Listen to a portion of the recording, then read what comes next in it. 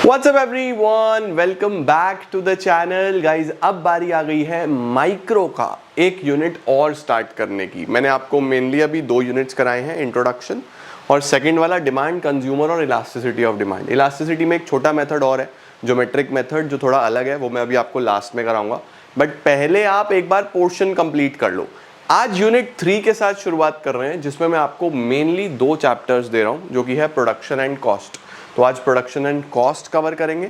कल हम लोग कवर करेंगे revenue supply, producers equilibrium and then हमारे पास बचेगा मार्केट। तो अच्छे तरीके से एज पर शेड्यूल पढ़ते चलो। कुछ एमसीक्यूज आपके बचे हैं, वो मैं अभी आज कवर करूंगा और चीज़ें आगे बढ़ाएंगे। चलो आओ जल्दी से पहले माइक्रो का रिविजन करते हैं और चीज़ों को समाप्त करते हैं। Let's begin.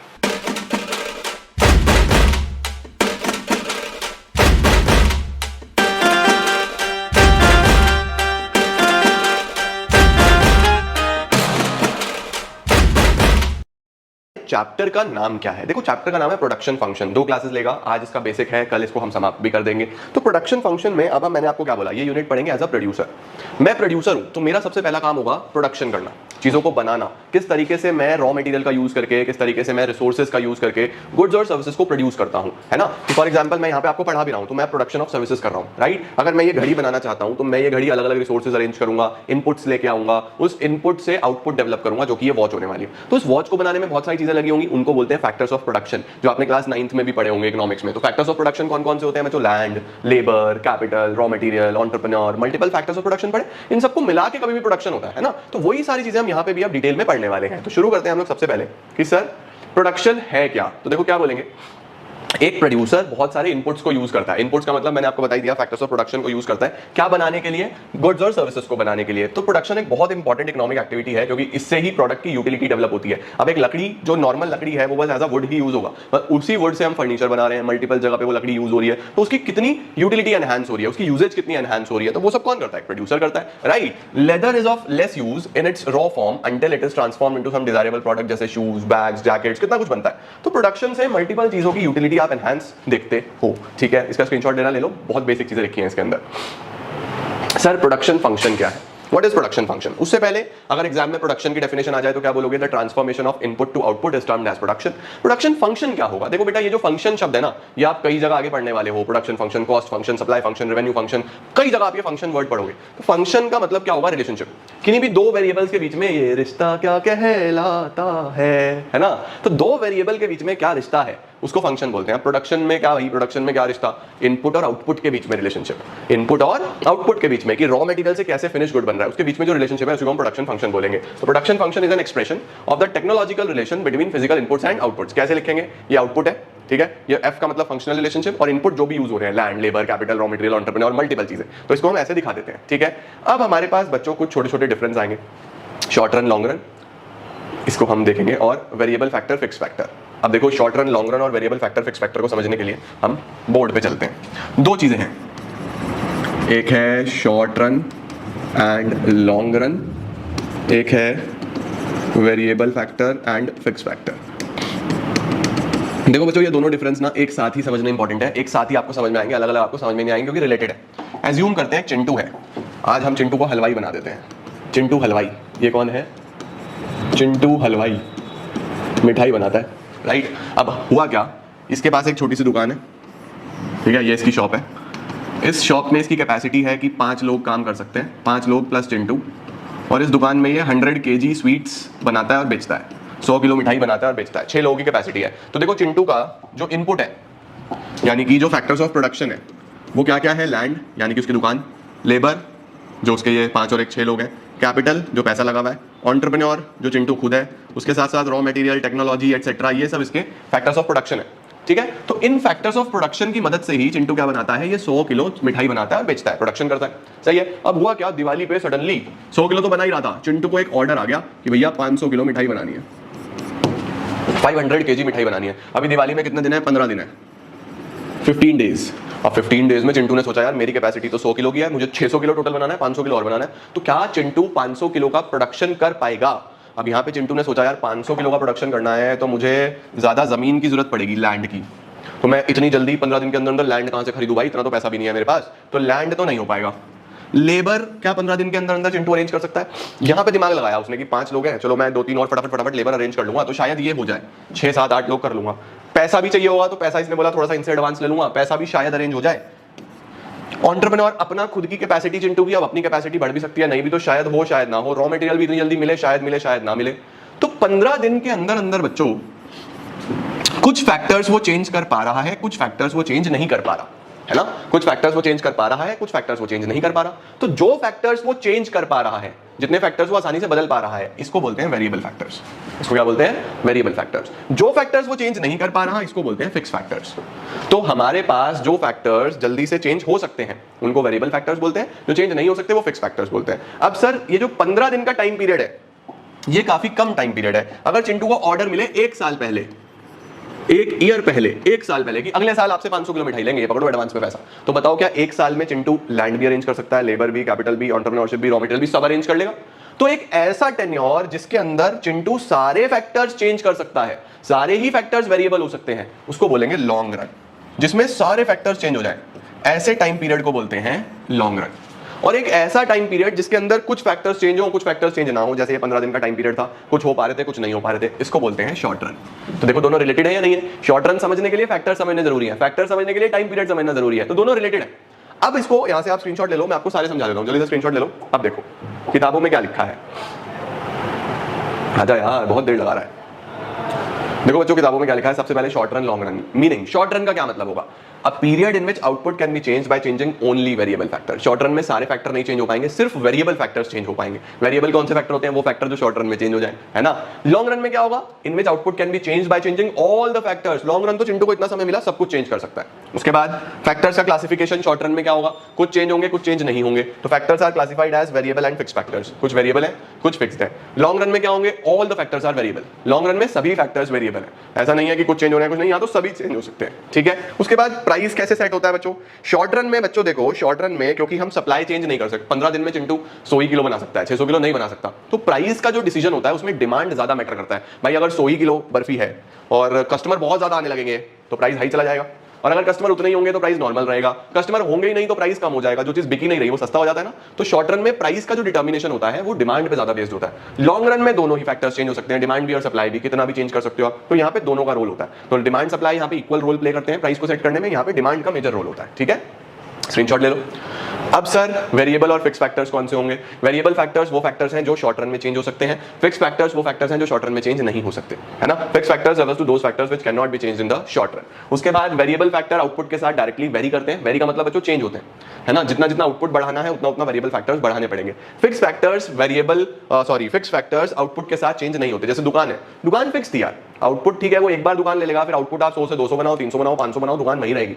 तो फिक्स फैक्टर्स आउटपुट के साथ चेंज नहीं होते। उसके बाद एग्जांपल लिख सकते हो आप वेरिएबल का, raw material, labour, power, fuel, ये सब वेरिएबल के एग्जांपल्स हैं। और building, plant, machinery, permanent staff, ये सब फिक्स फैक्टर्स के एग्जांपल हैं। आई होप आप लोग को ये सारे एग्जांपल्स समझ में आए होंगे। प्रोडक्ट क्या है? देखो प्रोडक्ट रिजल्ट है वो सारे के सारे एफर्ट का, सारा raw material, labour, time, capital, इतना कुछ इन्वेस्टेड होता है जिस चीज के अंदर वो प्रोडक्ट निकल के आता है फाइनली, जो आउटपुट है, जो रिजल्ट है। What is a product? Product refers to the volume of goods produced. आपने जो फाइनल गुड्स बनाए हैं एक फर्म ने, एक इंडस्ट्री ने, एक स्पेसिफाइड पीरियड ऑफ टाइम में, उसको हम लोग सिंपली प्रोडक्ट बोल देते हैं, है ना। कि प्रोडक्ट क्या होगा? जो भी आउटपुट प्रोड्यूस हुआ है, जो भी फाइनल गुड्स प्रोड्यूस हुए हैं, उसी को हम लोग प्रोडक्ट बोलते हैं। अब कितने टाइप के प्रोडक्ट्स हो सकते हैं, ये हमारा सबसे पहला सवाल होता है कि सर कितने तरीके के प्रोडक्ट होंगे। तो आ जाओ जरा, मैं आपको दिखाता हूं कि कितने तरीके के हमारे पास प्रोडक्ट होंगे। खुल जाओ भैया खुल जाओ।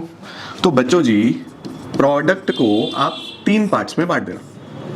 Number 1 is total product, number 2 is average product, number 3 is marginal product. ये टर्म्स बच्चों आपने यूटिलिटी में भी पढ़ी थी, total utility, average utility, marginal utility. वैसे ही यहाँ पे प्रोडक्ट के फॉर्म में है, total product, average product, marginal product, meaning same है। टोटल का मतलब जो सम टोटल होता है, यानी कि फाइनल वैल्यू होती है। एवरेज का मतलब जो पर यूनिट होता है, राइट, कि कितने इनपुट से कितना आउटपुट निकला। मार्जिनल का मतलब जो एडिशनल आउटपुट आप जनरेट करते हो, जो आप एडिशनल आउटपुट जनरेट करते हो, उसको हम लोग मार्जिनल बोल देते हैं। तो हमारे पास 3 तरीके के प्रोडक्ट्स हैं बेटा जी, total product, average product, marginal product. अब सर ये टोटल प्रोडक्ट क्या है? What is this total product? तो टोटल की जब मैं बात करता हूं तो टोटल का मतलब होता है कि आप कितना रॉ मटेरियल लगा के, कितना इनपुट लगा के, कितना आउटपुट जनरेट कर रहे हो। जैसे कि इसके अंदर मैं आपको दिखाता हूं, फॉर एग्जाम्पल यहाँ पे हमारे पास बहुत क्लियरली दिया हुआ है, देखो it refers to the total quantity of goods produced by a firm given a period of time with given number of input. जैसे 10 labour produce 60 kg of rice, 10 labour ने 60 किलो राइस का production किया, तो total कितना production हुआ 60 kg है ना। जैसे कि मैं पीछे चलता हूं, लिखता हूं 10 लेबर लगाई तो 60 किलो का प्रोडक्शन हुआ, इसको क्या बोल दिया टोटल प्रोडक्ट। एवरेज का मतलब पर यूनिट कि अगर 10 लोगों ने मिलकर 60 kg बनाया तो एक ने कितना बनाया, तो एवरेज कैसे निकलता है टोटल डिवाइड बाय क्वांटिटी, यानी कि 60 डिवाइड बाय 10, तो हर यूनिट ने 6 kg बनाया होगा, राइट। वहीं पे मार्जिनल का मतलब होता है एडिशनल कि अगर 10 लेबर ने 60 किलो बनाया तो 11 लेबर ने कितना बनाया, लेट्स सपोज 65 आ गया, तो कितना एडिशनल, नीचे वाले में से ऊपर वाला माइनस करो, 5 एडिशनल आ गया, तो एडिशनल आउटपुट को हम मार्जिनल प्रोडक्ट बोल देते हैं। तो 65 माइनस 60 विल बी 5 kg, ठीक है या नहीं है। ऐसे यूटिलिटी में होता था, टोटल होता था कि कितना टोटल सेटिस्फैक्शन मिला, एवरेज का मतलब पर यूनिट कितना सेटिस्फैक्शन मिला, और मार्जिनल का मतलब एडिशनल, एक यूनिट और कंज्यूम करी तो कितना सेटिस्फैक्शन बढ़ा। यहां भी ऐसे ही है, ठीक है। जैसे मैं एक एग्जांपल और लेता हूं, फॉर एग्जांपल मैंने लिखा कि 5 टीचर्स ने मिलके 25 चैप्टर कराए, 5 टीचर ने मिलके 25 चैप्टर कराए, तो ये तो हो गया टोटल प्रोडक्ट, टोटल आउटपुट कितना जनरेट हुआ। अब मैं बोलूं कि एक टीचर ने कितना बताया, यानी कि एवरेज प्रोडक्ट, तो आप बोलोगे 25/5 यानी कि 5 चैप्टर। 1 मिनट का टाइम दो बच्चों, बहुत शोर आ रहा है, मैं गेट बंद करके आऊंगा 1 मिनट, वीडियो मैं नहीं रोकूंगा, वीडियो चलती रहेगी, मैं गेट बंद करता हूं। अब ठीक है, अब थोड़ी आवाज पहले से कम आएगी। हाँ, तो मैं क्या बता रहा था, 5 टीचर ने मिलके 25 चैप्टर पढ़ाए, this is a total product. Average मतलब पर यूनिट, एक ने कितने 5 चैप्टर, ये एवरेज हो गया। अब मार्जिनल प्रोडक्ट का क्या मतलब है, मार्जिनल प्रोडक्ट का मतलब बच्चों एडिशनल, 5 ने अगर 25 पढ़ाए, एक टीचर अगर मैं और लगा दूं तो सर 31 चैप्टर हो गए, लेट्स सपोज, वैसे ही बोल रहा हूं, कुछ भी हो सकते हैं 31 32 28 कुछ भी, तो आप देखोगे एडिशनल कितना चेंज आया टीचर में, यानी चेंज इन क्वांटिटी कितना है sir 1, 6 minus 5, change in output कितना है सर 31 माइनस 25 सर 6, तो change in total product divided by change in quantity, sir ये आ गया 6 डिवाइडेड बाय 1 दैट इज 6। देखो एडिशनल तो 6 चैप्टर हुए ना, एक टीचर के और आ जाने से एडिशनल 6 चैप्टर हुए, इसको मैं मार्जिनल प्रोडक्ट बोल दूंगा, राइट। सही है या नहीं है। तो टोटल का मतलब कि टोटल कितनी क्वांटिटी प्रोड्यूस हुई, एवरेज का मतलब पर यूनिट कितनी क्वांटिटी प्रोड्यूस हुई, मार्जिनल का मतलब एडिशनल कितनी क्वांटिटी प्रोड्यूस होगी अगर एक यूनिट में और बढ़ाऊंगा, ठीक है। आओ जरा देखो, टोटल एवरेज मार्जिनल, टोटल मैंने आपको पढ़ा दिया ऑलरेडी। एवरेज का क्या है, it refers to the output per unit of input, एक इनपुट ने कितना आउटपुट जनरेट करा, अगर टोटल 60 है 10 लेबर का तो एक का कितना, ठीक है जी। फॉर्मूला लिखा हुआ है AP is equal to TP upon Q, okay. Marginal क्या है, addition to total product when one more unit of variable factor is employed, अगर आप एक एक्स्ट्रा लेबर लगा देते हो तो टोटल में कितना एडिशन होगा उसको मार्जिनल बोल देते हैं। स्क्रीनशॉट ले लो जल्दी से, फटाफट से सर, डन। अब बच्चों मैं एक बार आपको सारे फॉर्मूलाज लिखवा दूं ना। TP का फॉर्मूला होता है सम ऑफ MP, MP का सम करते जाओ TP आ जाएगा, ठीक है। AP का फॉर्मूला होता है TP upon Q, total product upon quantity, और मार्जिनल का फॉर्मूला होता है delta TP upon delta Q, ये आपको पता होना चाहिए, ये फॉर्मूलाज है बेटा। या फिर इसका एक फॉर्मूला हो रहा है TPN माइनस TPN माइनस 1, नीचे वाले में से ऊपर वाला माइनस करते जाओ, इसका क्या मतलब है कि नीचे वाले में से ऊपर वाला माइनस, ठीक है। ओके डन सर, चलो जी। अब आ रहा है रिटर्न टू फैक्टर या लॉ ऑफ वेरिएबल प्रोपोर्शन, यही इस चैप्टर का सबसे इंपॉर्टेंट सवाल है, बहुत बहुत बहुत बहुत बहुत इंपॉर्टेंट, मोस्ट इंपॉर्टेंट, एग्जाम में आता ही आता है, ठीक है। टॉपिक का नाम क्या है, LVP, LVP, the law of variable proportion. आओ बच्चों आपको समझाता हूं।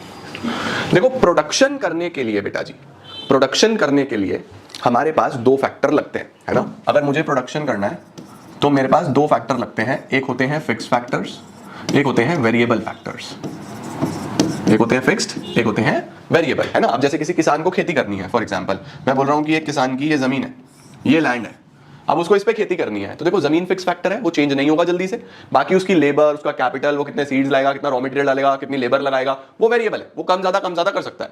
ये जो बेसिक लॉ है ये हमें क्या बोलता है, ये बोलता है कि अगर हम सारे फैक्टर्स फिक्स कर दें, सारे फैक्टर फिक्स कर दें लेकिन एक फैक्टर वेरिएबल रख लें, यानी लैंड फिक्स कर दो, कैपिटल फिक्स कर दो, लेबर को वेरिएबल रख दो, इसको वेरिएबल रख दो, मतलब मेरे कहने का मतलब है कि अगर सारे फैक्टर फिक्स्ड हैं, सिर्फ कुछ एक फैक्टर वेरिएबल है, तो इस वेरिएबल फैक्टर के चेंज होने से, अगर मैं लेबर 1 से 2 करूंगा, 2 से 3 करूंगा, 3 से 4 करूंगा, तो उससे प्रोडक्शन कैसा बिहेवियर शो करेगा, प्रोडक्शन बढ़ेगा या नहीं बढ़ेगा, इस बिहेवियर को पढ़ने के लिए हम पढ़ते हैं लॉ ऑफ वेरिएबल प्रोपोर्शन, ठीक है। अब मैं कॉमन सेंस का सवाल आपसे पूछता हूं बच्चों जी, आपको क्या लगता है कि अगर मैं इस जमीन पे एक लेबर लगाऊंगा तो प्रोडक्शन लेट सपोज 100 किलो हो रहा एज्यूम कर रहा हूं मैं 100 किलो का प्रोडक्शन हो रहा है, एक लेबर और बढ़ा दी मैंने, 2 लेबर कर दी, प्रोडक्शन बढ़ गया 120 किलो, 3 लेबर कर दी, प्रोडक्शन बढ़ गया 130 किलो, 4 लेबर कर दी, प्रोडक्शन बढ़ गया 140 किलो। अब मैं लेबर बढ़ाता जा रहा हूं, बढ़ाता जा रहा हूं, बढ़ाता जा रहा हूं, तो जब तक मैं लेबर बढ़ाता जाऊंगा क्या प्रोडक्शन बढ़ता रहेगा? वीडियो पॉज करो, कमेंट में लिखो। जब तक मैं लेबर बढ़ाता रहूंगा 4 से 5, 5 से 10, 10 से 20, 20 से 50, 50 से 100, 100 से 120, क्या प्रोडक्शन बढ़ता रहेगा? वीडियो पॉज करेंगे और कमेंट्स में लिखेंगे। द आंसर इज नो बेटा, प्रोडक्शन नहीं बढ़ेगा। एक स्टेज पे आगे प्रोडक्शन और गिरने लगेगा। सर क्यों गिरने लगेगा? बच्चों प्रोडक्शन कैसा चलेगा कि फॉर एग्जांपल एक अकेला लेबर बेचारा पूरी जमीन पे काम नहीं कर पा रहा था, ठीक है, जैसे ही 2 करे उसकी हेल्प हो गई, उसकी हेल्प हो गई, मशीनें बेटर चलने लगी, क्विकली काम होने लगा, पानी अच्छे तरीके से दिया गया, क्रॉप्स को अच्छा ध्यान रखा गया, एक और बढ़ाया और हेल्प हो गई, एक और बढ़ाया और हेल्प हो गई। लेकिन इस लैंड की भी एक सीमा है ना, इस लैंड की भी एक लिमिट है कि इस पे कितने लोग काम कर सकते हैं, राइट। लेट्स सपोज इस लैंड की सीमा थी कि इस पे 5 लोग ही काम कर सकते हैं, तो जैसे ही 5 किया तो 150 किलो आउटपुट जनरेट हुआ, ठीक है। अब मैं जैसे ही छठा लेबर लगाऊंगा ना, 6th लेबर लगाऊंगा, इसकी जरूरत नहीं थी मुझे, लेकिन मैंने लगा दिया एक लालच में आके कि लेबर बढ़ा रहा हूं तो प्रोडक्शन बढ़ रहा है। भाई जमीन की फर्टिलिटी की एक लिमिट है ना, ये उतनी ही उस पे से फसल हो सकती है, उससे ज्यादा नहीं होगी। एक जमीन पे लोगों को लगाने की एक लिमिट है ना कि उतने ही लोग वहां पे काम कर सकते हैं, उससे ज्यादा लगाऊंगा तो कोई फायदा नहीं है। अब एक्चुअल में क्या होगा बच्चों, ये फालतू है, इसका कोई फायदा नहीं है, इसका कोई काम नहीं है मुझे, ये आगे टाइम पास करेगा, ये आगे इसको भी बात में लगाएगा, इसको भी बात में लगाएगा, तो प्रोडक्शन 148 किलो हो गया, बढ़ा तो क्या और 2 किलो कम हो जाएगा। मुझे लगा शायद कुछ और दिक्कत हो, मैंने एक लेबर और लगा दी, 7 कर दिए, प्रोडक्शन और कम हो गया, प्रोडक्शन और कम हो गया। तो इसीलिए एक पॉइंट ऑफ टाइम पे आके आपका जो फिक्स फैक्टर है ना वो शॉर्ट पड़ जाता है। अब अगर आपको प्रोडक्शन बढ़ानी है तो जमीन खरीदो बराबर की, ये जमीन खरीदो, ये जमीन खरीदो, ये जमीन खरीदो, फिर प्रोडक्शन बढ़ेगी। उसी जमीन में सिर्फ लेबर बढ़ाने से प्रोडक्शन नहीं बढ़ सकती। यही बिहेवियर बच्चों हमें लॉ ऑफ वेरिएबल प्रोपोर्शन समझाता है। लॉ ऑफ प्रोपोर्शन बोलता है अगर सारे वेरिएबल फैक्टर्स चेंज होते रहेंगे होते रहेंगे होते रहेंगे, बाकी सब फिक्स है, बाकी सारे फैक्टर फिक्स्ड है, एक ही वेरिएबल फैक्टर है वो चेंज हो रहा है, तो वो आपकी प्रोडक्शन शुरू में बढ़ाएगा बढ़ाएगा बढ़ाएगा, फिर वो अपने मैक्सिमम पे चलाएगा, पीक पे, वो स्टेज पे आपको रुक जाना है। अगर इसके बाद भी तुमने वेरिएबल फैक्टर बढ़ाया तो आपकी प्रोडक्शन नीचे आने लगेगी।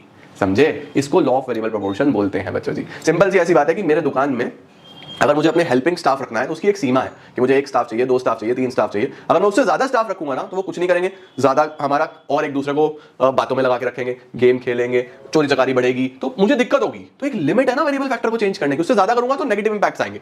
वही लॉ ऑफ वेरिएबल प्रोपोर्शन बताता है। देखो क्या लिखा है, लॉ ऑफ वेरिएबल प्रोपोर्शन क्या बोलता है? Law of variable proportion states that as we increase quantity of only one input, keeping other inputs fixed. सारे inputs fixed रखने हैं, एक को वेरिएबल रखना है, वो चेंज होगा। Total product increases initially at an increasing rate. शुरू में तो टोटल प्रोडक्ट बहुत तेजी से बढ़ेगा। बहुत तेजी से क्यों बढ़ रहा है? क्योंकि एक ही लेबर लगी हुई थी, एक और लगाई तो मशीनें बेटर हैंडल होगी, एक दूसरे को टाइम मिलेगा, एक और एक 11 हो जाएंगे, मजबूती से काम करेंगे, तो शुरू में तो बहुत तेजी से बढ़ेगी। फिर जब मैं धीरे धीरे और वेरिएबल फैक्टर बढ़ाऊंगा तो थोड़ी सी स्पीड स्लो डाउन हो जाएगी। टोटल प्रोडक्शन तो बढ़ रहा होगा लेकिन स्पीड स्लो डाउन हो जाएगी, लेकिन एक टाइम पे पीक आ जाएगा, उसके बाद गिरने लगेगी। तो देखो क्या लिखा है, जो टोटल प्रोडक्ट है वो शुरू में बढ़ता है इंक्रीजिंग रेट से। ये बहुत इंपॉर्टेंट है बच्चों, शुरू में बढ़ेगा इंक्रीजिंग रेट से, फिर बढ़ेगा डिक्रीजिंग रेट से। बढ़ेगा, इंक्रीज तो होता रहेगा, इंक्रीज तो होता रहेगा, पहले इंक्रीजिंग रेट से यानी बहुत तेजी से, फिर डिमिनिशिंग रेट से थोड़ा स्लो डाउन होके, and finally at a negative rate. Negative rate का मतलब अब वो फॉल होने लगेगा। ठीक है, सही है। इसका एग्जांपल जो है वो फार्मर वाला दिया हुआ है, मैं आपको टेबल से समझाता हूं। इसका स्क्रीनशॉट लेना, ले लो, एग्जाम में लिख देना। देखो क्या है बच्चों, लैंड 1 एकड़ है, फिक्स्ड है। 1 एकड़ ऑफ लैंड पे हमने एक लेबर लगाई हुई थी, तो वो 10 यूनिट्स का टोटल प्रोडक्शन कर रहा था, तो वो 10 यूनिट्स का टोटल प्रोडक्शन कर रहा था। ठीक है, मुझे लगा यार एक लेबर अकेली बहुत कुछ नहीं कर पा रही, मैं करता हूं एक लेबर और लगाता हूं। मैंने लेबर एक और बढ़ा दी, एक और एक 2 कर दिया। जैसे ही ये लेबर 2 करी, प्रोडक्शन देखो 10 से जंप करके सीधा 30 पे गया। इसका मतलब 2 करते ही मेरी जो प्रोडक्शन है उसमें बहुत बड़ा चेंज आया, सीधा 20 यूनिट्स का चेंज आया। भाई 10 से 30 का मतलब क्या है? 20 यूनिट्स का चेंज है या नहीं है? टोटल प्रोडक्शन 30 है, मार्जिनल यानी एडिशनल 20 का हुआ या नहीं हुआ? बहुत बड़ा चेंज आया। मैं तो बाग हो गया, मैं खुश हो गया, मैंने कहा यस, मुझे आई गॉट द ट्रिक पकड़ में आ गई मेरी, बस लेबर बढ़ानी है, प्रोडक्शन बढ़ेगी। मैंने एक लेबर और बढ़ा दी, एक लेबर और बढ़ाई। अब लेबर जैसे ही बढ़ाई, प्रोडक्शन अभी भी एकदम बढ़ा, 30 से 45 हो गया मेरा प्रोडक्शन अभी भी बढ़ा, लेकिन रेट चेक करो, यहां 10 से 30 20 यूनिट्स का चेंज आया था, यहां 30 से 45 15 यूनिट्स का चेंज आया, बट स्टिल प्रोडक्शन बढ़ रही है। अच्छी बात है, प्रोडक्शन बढ़नी चाहिए, प्रोडक्शन बढ़ रही है, दिस इज गुड। मैं उसी लैंड पे 45 यूनिट्स प्रोड्यूस कर पा रहा हूं, मुझे लगा एक और लेबर लगाता हूं, एक लेबर और लगाई, प्रोडक्शन बढ़ के 52 हो गई। प्रोडक्शन बढ़ के कितनी हो गई? 52। लेकिन इस बार जो चेंज है वो और कम है, इस बार चेंज सिर्फ 7 यूनिट्स का है। एडिशनल लेबर लगाने से जो चेंज हो रहा है वो 7 यूनिट्स का। इसका मतलब ये जो है ना, ये था इंक्रीजिंग रिटर्न्स, यानी बहुत तेजी से बढ़ रहा था। यहां पे भी बढ़ रहा है, 10 से 30, 30 से 45, 45 से 52, बढ़ तो रहा है, प्रोडक्शन बढ़ रहा है, लेकिन रेट स्लो डाउन हो चुका है बच्चों। देखो रेट स्लो डाउन हो चुका है, इसको बोलते हैं डिमिनिशिंग रिटर्न्स। इसको क्या बोलते हैं, डिमिनिशिंग रिटर्न्स। तो एक टाइम पे आके मेरा प्रोडक्शन थोड़ा स्लो डाउन हो जाएगा, क्योंकि अब लेबर इधर उधर टाइम वेस्ट कर रही है, उसको इतना काम नहीं है, मुझे समझ में नहीं आ रही है क्या हो रहा है, मैंने एक लेबर और बढ़ा दी। अब जैसे ही एक लेबर और बढ़ाई बच्चों, मेरा प्रोडक्शन स्टिल है, चेंज ही नहीं हुआ, जितना पहले उतना अब जीरो। ये पॉइंट है जहां मुझे रुक जाना चाहिए, मुझे यहां पे रियलाइज हो जाना चाहिए कि लेबर बढ़ाने से प्रोडक्शन नहीं बढ़ेगा, यहां मैं गलती कर रहा हूं। लेकिन मुझे तब भी समझ में नहीं आया, मैंने एक लेबर और बढ़ा दी, अल्टीमेटली मेरा प्रोडक्शन कम हो गया, 52 से 48 हो गया, नेगेटिव हो गया एमपी। इसको बोलते हैं नेगेटिव रिटर्न्स, इसको क्या बोलते हैं, नेगेटिव रिटर्न्स। तो देखो लॉ ऑफ वेरिएबल प्रोपोर्शन बहुत सिंपल सी बात आपको बता रहा है कि सिर्फ वेरिएबल फैक्टर बढ़ाने से प्रोडक्शन नहीं बढ़ती, फिक्स फैक्टर का भी उतना ही रोल होता है। जब आपका वेरिएबल फैक्टर बढ़ाने से रिजल्ट आना बंद हो जाए तो समझ जाओ कि अब इसको बढ़ाने की जरूरत है, फिक्स फैक्टर को बढ़ाने की जरूरत है, वेरिएबल से रिजल्ट नहीं आएगा। समझे या नहीं समझे, वेरिएबल से रिजल्ट आना बंद हो जाएगा बच्चों। तो यहां पे पॉइंट क्या बता रहा है, ये पॉइंट ये बता रहा है कि वेरिएबल फैक्टर जब आप बढ़ाते चले जाते हो तो शुरू में प्रोडक्शन बहुत तेजी से बढ़ता है। क्यों? क्योंकि कॉम्बिनेशन अच्छा बन जाता है फिक्स फैक्टर का और वेरिएबल फैक्टर का। बाद में थोड़ा स्लो डाउन हो जाता है क्योंकि डिफरेंसेस आने शुरू हो जाते हैं और आप अपनी पीक पे पहुंच जाते हो, ये वाला फेस। जैसे ही डिफरेंस जीरो हो जाए, यानी एडिशनल प्रोडक्शन जीरो हो जाए, तो समझ जाओ इसके बाद वेरिएबल फैक्टर नहीं बढ़ाना, यहां रुक जाओ, प्रोडक्शन तो यहां तक करो। आप कुछ लोग यही रुक जाएंगे कि प्रोडक्शन कम हो गया, रुक जाओ भाई, फिर तुम 30 यूनिट पे ही रुक गए, यहां नहीं रुकना, चलने दो ना, तुम्हारी कैपेसिटी है 52 यूनिट्स तक की, तो बनाओ ना 52 तक, क्या दिक्कत है? प्रोडक्शन कम हो रहा है, कोई बात नहीं, प्रोडक्शन तो हो रहा है ना, बिकेगा तो तब भी ना, तो चलो आगे बढ़ो। तो पहले फेज पे नहीं रुकना, सेकंड फेज तक जाओ, यहां तक जाओ, जब एडिशनल प्रोडक्शन होना बंद हो जाए फिर रुक जाओ, नहीं तो प्रोडक्शन गिर जाए। ठीक है, ओके। तो 3 फेसेस बच्चों आपको जरूर दिखाने हैं एग्जाम में, ये कि टोटल प्रोडक्ट पहले शुरू में बहुत तेजी से बढ़ाना, फिर उसके बाद थोड़ा स्लो डाउन कर देना, फिर कम कर देना। ठीक है, अच्छा जी, इसका कर्व देखो बच्चों इस तरीके का बनेगा, इसका कर्व कुछ इस तरीके से है, देखो बड़े ध्यान से।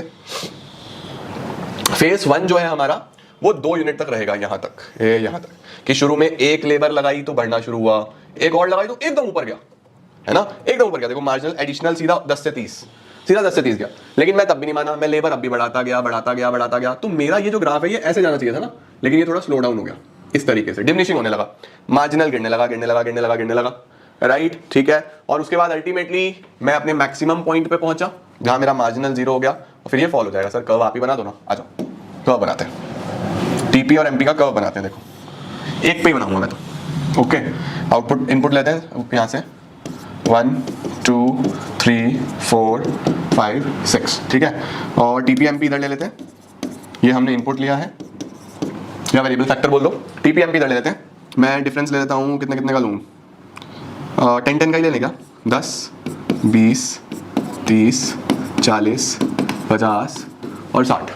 ठीक है, अब देखो जीरो पे तो कुछ भी नहीं था, जैसे ही 1 यूनिट लगाया 10 का प्रोडक्शन हुआ, ये देखो 1 पे 10 का प्रोडक्शन, जैसे ही 2 लगाया सीधा 30, 2 लगाते ही सीधा 30, 2 करते ही सीधा 30।